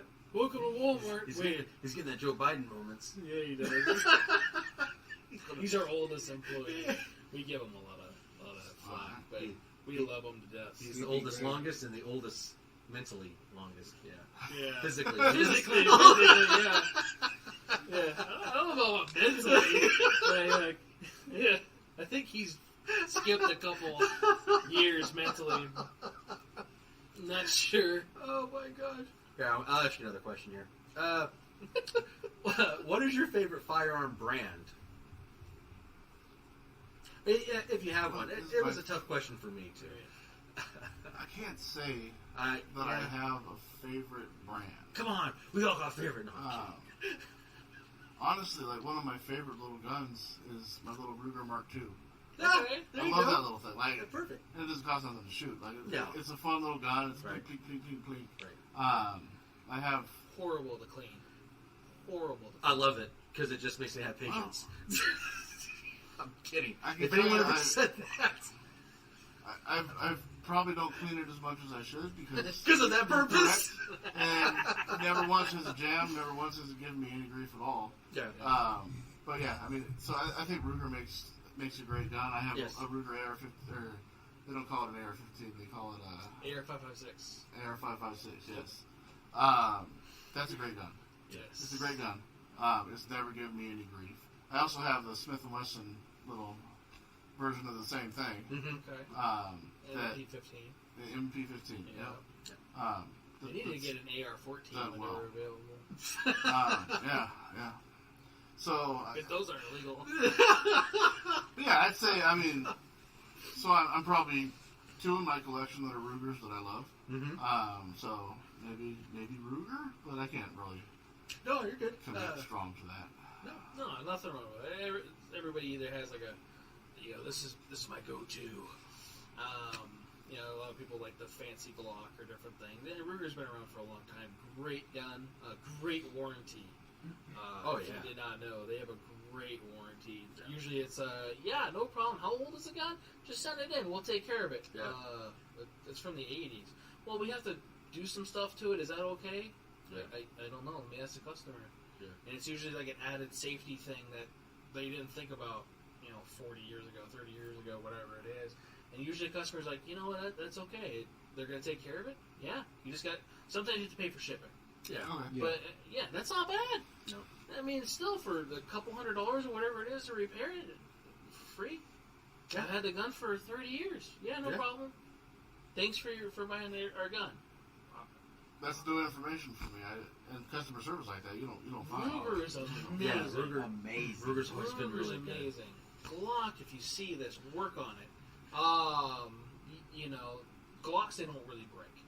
We had two. We had two issues. One, the slide blew up, and they actually replaced the gun for the guy, but he had to pay for shipping to get it to him. Which it was a brand new gun. So some companies, they do after the first year you have to pay for shipping. Some manufacturers, I guess like Glock, it doesn't really matter because they're better than everybody and whatever. So they don't care. People are gonna buy Glock. I don't care. And then the other one was customer installed the sight, which I did not know about until we sent it to Glock. And they're like, yeah, the sight screws are going into the little rod thing, and that's why it's not extracting. Like, no, I had no idea. That would make sense. If the guy told me after I installed this, the gun stopped extracting. Yeah, because I didn't think about that. I just thought, dude, this thing isn't extracting. It's a brand new gun. He just bought it. Did not talk about that part. Yeah, it was working great until I installed these screws that were this long. Which, they weren't sticking out. They looked fine. Didn't think about it. You know what I checked now? That. Yeah, check your depth of your screws. Yeah, because that made me look like an idiot. And, yeah, no, Ruger's a good brand. I get bitter a lot about a lot of things. Can you tell he's a gun guy? I heard him at the store too, but it's hard to play video games when you get dropped off in a video game and you're like, okay, should I get the Glock or the 1911? I don't know. This one's got 18 rounds. And the 5-year-olds but are this one's playing got the with God caliber in it. Yeah. Can I have both? I have pockets. Dual wield. If the world ever ends, I'm gonna probably die by getting shot because I don't know how many guns can I put in my pockets. But yeah, no, Rugers are good. Yeah, I don't blame you for not cleaning the Mark II. Well, so that was going to be the other question is, what would be your favorite handgun?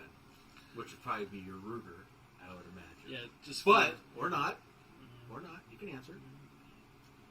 Rarely do I shoot a handgun and go, I didn't like that. Yeah. Freedom. We haven't shot that one. Freedom. So I haven't shot that one. Yeah. No, I haven't shot that one. That has sentimental value. Yeah.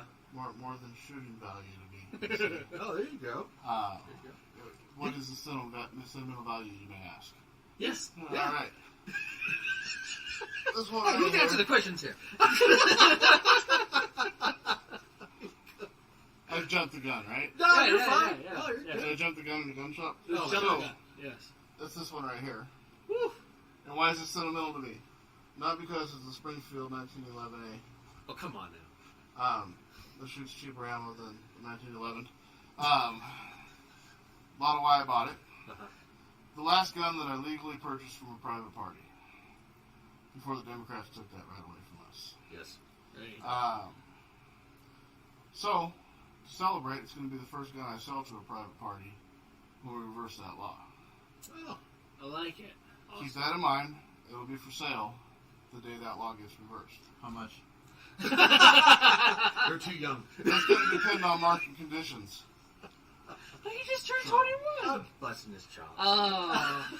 He was so excited when he turned 21. He got his Yeah. first handgun finally. No, and that's true. Oh, That's so why. happy. Before 2020, man, you could have done private party handgun. Yep, You could have. Underage. 100%. Well, 18. 18 years old. I used to live in California. Yeah. Yeah. That, sadly, you did take care of that part, too. We keep bringing that up. We keep forgetting about Right, yeah. Just keep making there sense. was good, I guess, because it kept unlaw-abiding citizens from getting some stuff. You can still go do it. It's a stupid. It is. It's a stupid thing. It is. It's just, and it frustrates me as a CCW guy. Okay, as a CCW owner and operator. So, as a guy that holds a CCW, you have to do a 4473, a background check, if you're doing a private party, where you already went through Yep. the extinguishing 120 stupid days, 120 days, stupid. Getting it. 124 right here. Right. Yeah. Right. Yeah, I think I waited almost 130. I wasn't counting. You know, I still got to go get my renewed.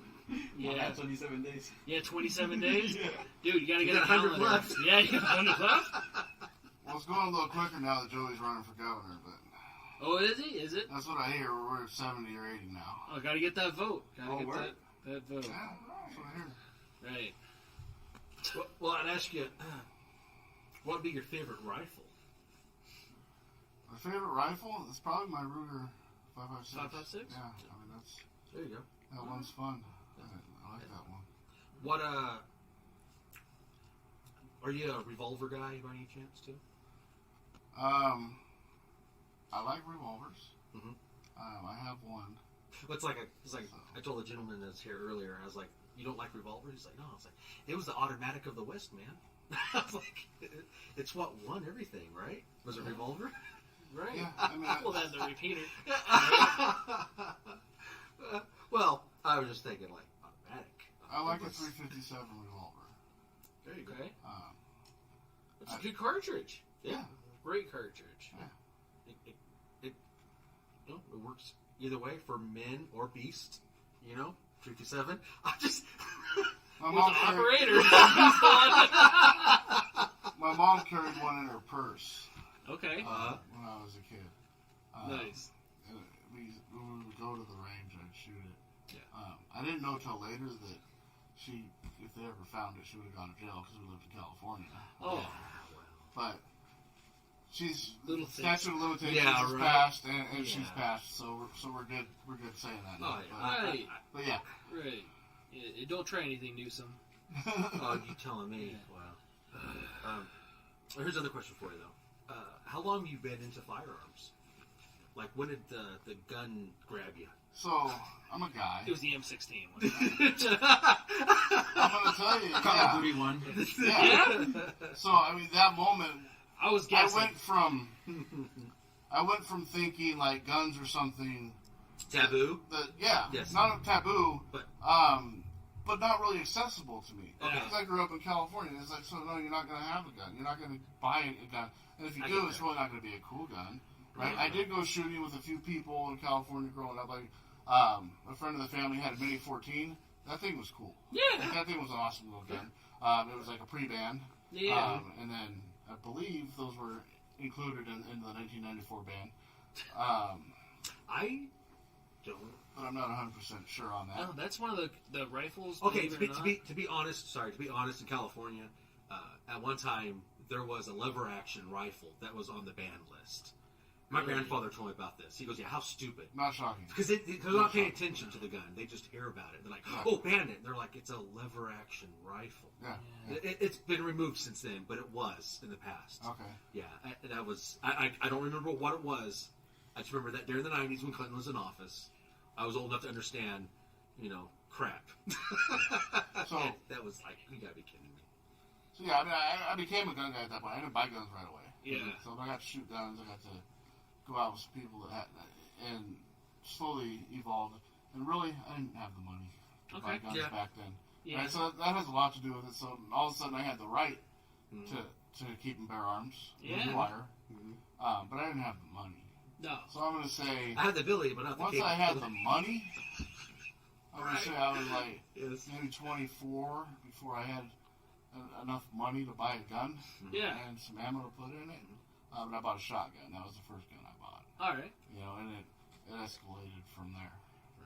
So now I don't go to gun shops because I have a problem. No, that's not a problem. Well, that door is locked, so you're stuck in I'm this stuck gun in store. here. But the registers are closed, right? So I'm good. Oh no, 24/7. Oh man. 24/7. I can sell stuff The credit card all day. machines work. That's why I'm an expensive podcast.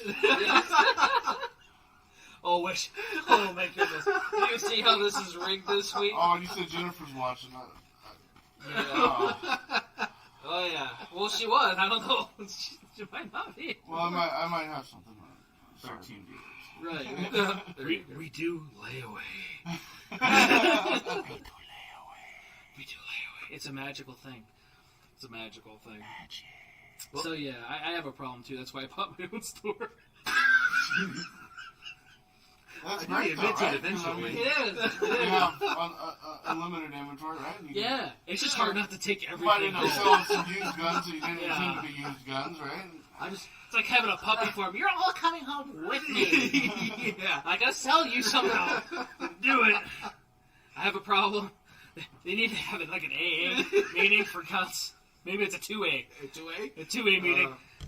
Yeah, it's nice having Jared as a friend. And there's times where I go home and I get my ass chewed out for being friends with him.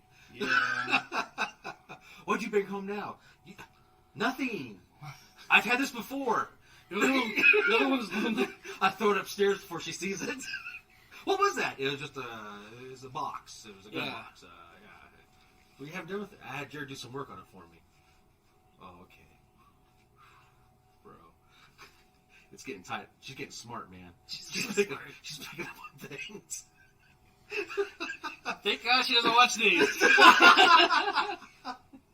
She probably will. Probably still now because you're co-hosting. Oh no, it's going downhill. It's gonna be bad. Yeah. Well, I would skip probably his background. No, we're good there.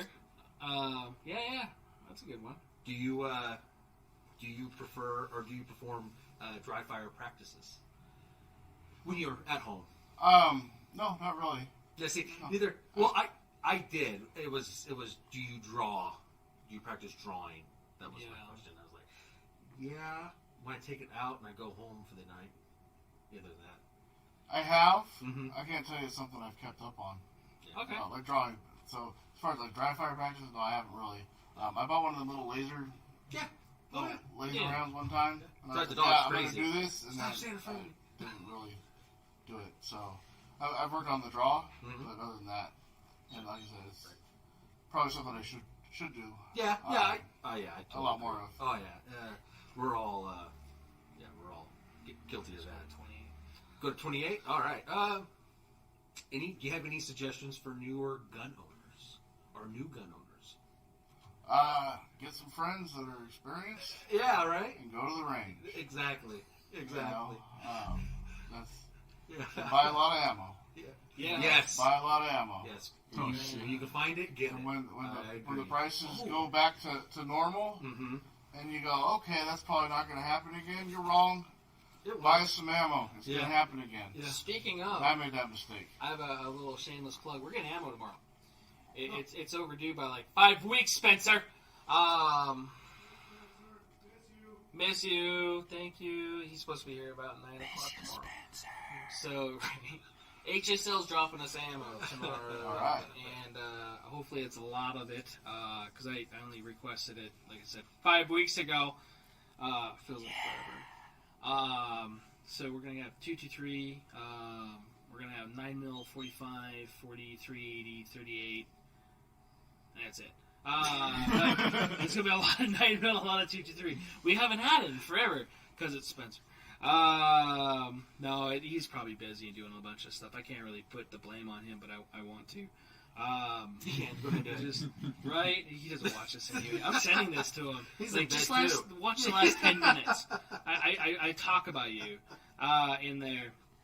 And by the way, Danielle just forwarded you this YouTube thing, so you were going to be in trouble now for. Yeah, I'm just getting. Gonna know. I'm getting notifications that I will be sleeping on the couch. You can Oh, sleep, you can sleep in my Is that house. what the little Kim Possible thing was going on right there? Is Hey, don't be jealous. Mine just vibrates. It doesn't go. Ooh, I With- know. mine vibrate and talk. Ooh. Oh. Yeah, I'm hip to the new kid stuff. You know what I'm saying? Is that what it is? Yeah, I guess. Bruh. I just need to tell me the time and when I take my medication. Right. And then just want to make sure we're clear on it. Your phone number is blank on the website. It's the same number for 20 years. Yep.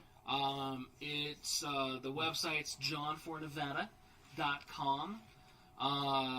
Another shameless plug that I want to do. It's not for us here at the store. It's actually for our church. This Sunday is Easter Sunday, which if you live underneath a rock, you probably don't know that. I guess I don't know, but or maybe you should. I don't know, but you know, we have an Easter Sunday thing coming up this Sunday, April 17th. So this is our church, Liberty Baptist Church. We're having a little events there going on this weekend. We're also going to be closed here on Sunday in the because of Easter, not because of Easter, but to celebrate Easter and the reason why we have actually Easter and different stuff. Sadly, a lot of people, they only really go to church on those days, but you know, at least they're going, you know, and they're praising God and everything else, and hopefully learning more about Him the one day a year they go. But at least again they're going, and definitely would be happy to have you there at Liberty. It's over off of Lake Mead and Rainbow, across the street from Best Buy. So that's where they're going to be. John, do you have anything else before I start doing all my other little plugs? Well, I mean, if I haven't spoken enough, No. which I feel like I haven't stopped speaking. No, you're fine. No, you're good. That's why you're here. Yeah, That's I we don't- want to get you out there, man. I don't want to. That's one thing about being a politician. I don't want to be as the guy that never shuts up, right? But We I actually need somebody Yeah. in the office that actually talk, not shit his pants. So, sorry. guess, point taken. I can handle that. I will tell you that. I'm John Schmitz, and I approve this message. I don't wear diapers. No, truthfully, any support I can get. Again, financial support. Go to my page. Go to my Facebook page. That was facebook.com/JohnForNevada. Okay. Like the page, follow the page, share the page. Be a spammer. So what happens when Facebook doesn't like you, and they go up to one of your posts and they go, well, you posted something that went against our community standards in 2009. Oh my God, they do that to us all the time. And they go, you can't live and you can't advertise for 90 days. Yeah. Well, that includes if you have a page attached to your account. So if I can't advertise on Facebook, well, we can share, right? So get on there, get on the page, share my posts, and a lot of it is really getting that algorithm going so that those posts get in front of more people that are interested in these Senate races, so that we can get support and we can win. You know, and I really think we're going to take back Nevada, and Yes, sir. I can use your help to do it. Yeah. Anybody listening, anybody watching, you don't have to live in Nevada to support any candidates in Nevada. So if you see candidates in Nevada that are doing what you think is right, election integrity comes down to state policies. And look around the country and support candidates in other states that are going to make changes to ensure that the next time Donald Trump's running for office, they don't steal votes from him. Okay? Yeah. And they don't cancel out your vote. Right. Right? So It's in just 'cause you said 2024, bad things on Twitter. we need election integrity.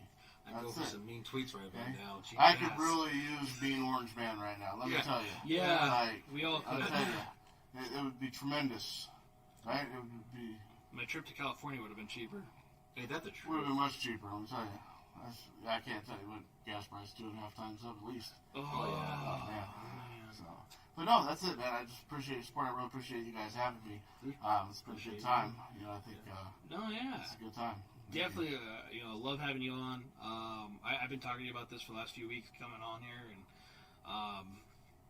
and I want to definitely support you in all the stuff you do. Not just because knowing you, but just because of the stuff you're going after. And then you were telling me, yeah, go on my website, look at it, looking at your website and seeing everything on there. Definitely, that's good stuff to follow.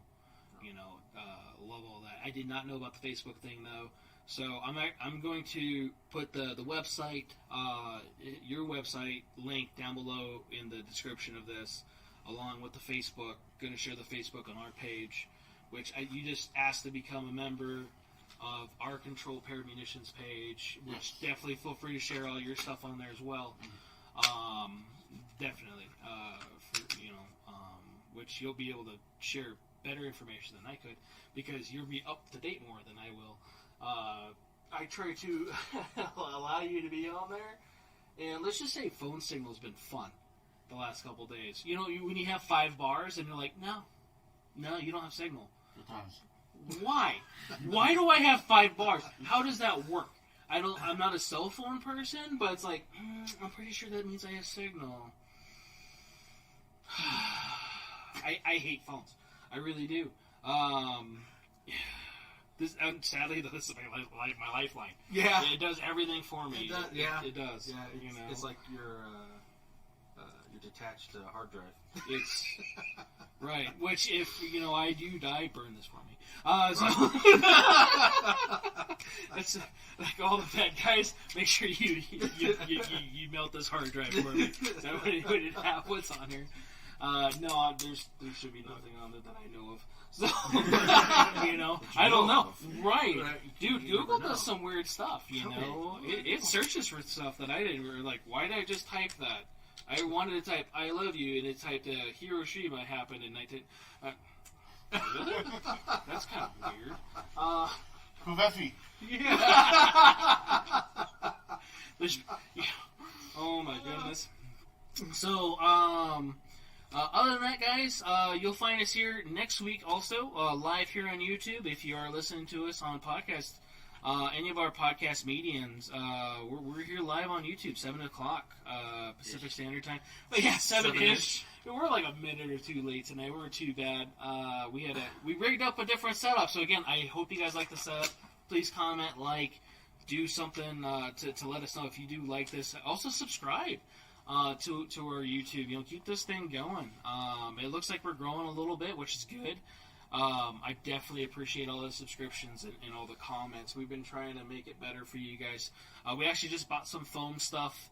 I don't even know what the hell these things are called, but I bought them off of China International shipping company called Amazon, and You know, hey, dude, these things are expensive, and I don't think they're made anywhere else other than China. But to help block out the echo, so I'm hoping the echo is good this time. But we are live here on YouTube, 7 p.m. Ish on Thursdays. We're also, I definitely want to start that coffee and questions thing where I'll be answering your guys' questions. You guys will be either emailing us, DMing us. Kalen's going to be a thing to where, you know, if I can't be here, he could be here, and definitely like bouncing stuff off of him. Tonight was a learning curve. For one, how's the mics work? Two, who's going to answer what question? I don't know. Or ask what each question. Yeah, I don't know. We'll figure it out. So yeah, it's all about learning. So coffee and questions is a thing that's coming up. Our links to find us on either any of the podcast meetings that we're on. We just added Samsung. I did not put that there. My fault. It just happened. So, you know, I requested that I think 3 or so weeks ago. There's a couple other ones that are like that too, where they're like, we'll get back to you. That's one of them. So yeah, we're on there. Somebody actually put us on their podcast median. Reason? Hold on a second. I had to download their app, and they're like, "Yeah, we'd love to have you on there." Okay, cool, sure, whatever. We're on. Reason. That's what it is. It looks like a play symbol. It's orange and white for the app. They have a whole bunch of other podcasts on there as well. What else do I got up on there? We got the gaming channel. We got our YouTube channel. And then we're doing stuff. I don't blame you. That's a lot to remember. Dude, it's a lot of stuff, man. I try, and I probably should like do that little script thing, you know, and try to remember everything. But there's a lot of stuff. That's why, you know, South Central decided that we should make that link page up, and that was probably one of the smartest things he's ever said. Is it because I'm Mexican? Mostly. And again, we're not racist. It's just his fault that he's Mexican. So we love him to death. He knows it. He knows it. You still haven't brought tacos and stuff in though. You've teased me. That was one of your hiring criterias, is to bring in Mexican food. Don't tease a fat man. Tacos. Don't tease a fat man with tacos. Right. Was that the only advertisements? Those are the only ones, right? John's, ours, all that other stuff? Yeah. Right? This is how professional we are. Website, the podcast website has all the links on there. That's true. We have a podcast website. If you did not know, we have a podcast website. We will find all of our other podcasts that we've done before this, because this is episode 7, man. We're going. And I'm hoping that they're going to become a little bit more and more professional. The first several of them were definitely fun with all the employees, and so you guys know we do joke with everybody. We try to keep this all close-knit and to where we're joking. If you can't have fun at work, you know, you shouldn't really go there. We try to have fun with everybody here, especially South Central. You know, he's our newest employee, and we definitely want to make sure that he feels you don't even welcome. use his real name, so. No, his name is Raul. So, yeah, whatever. Who's Raul? I have to think about that for a moment. You know, it sounds central. I remember. Yeah. Who's that guy? So, yeah. So again, if you have not seen or watched every other previous podcast, it's probably not the most politically correct thing. But I definitely appreciate you being on here, John. It was definitely a pleasure. Like, how long is this going to be? Like an hour or so? Sure. Yeah. So 2 hours later, you know, welcome again. If and when the campaign, you know, goes on and you have time, I wouldn't mind you coming on here again, and then, you know, hey, this is what's going on with the campaign, and like an update, you know, what's going on. You get in the office, you know, hey, you know, this is what's going on, and you definitely want to talk to you more about that as well. So, thanks again. Appreciate you, and you have anything? No, I think I've covered everything. Cool. You have anything? Thank you, I really appreciate it. No. I appreciate you spending time away from your family for me, man. I'm kind of selfish. Thank you, Jen. How dare you. Right. Jen let you have us, so I appreciate her for sure. You know, spending time away from your family and everything else. Raul, you have anything? I'm hungry. You hungry? You hungry? I want some tacos. Oh yeah, man. I like it. You just had a quesadilla before this. But you become a fat man too. Just watch yourself. Right. Yeah, it doesn't take too many tacos to get like this. Jealous or what? I am. I was. Not anymore. I work Right? for this. When I was your size, I was like in the 5th grade. So, anyway, thanks again, guys. Take care and see you guys next week.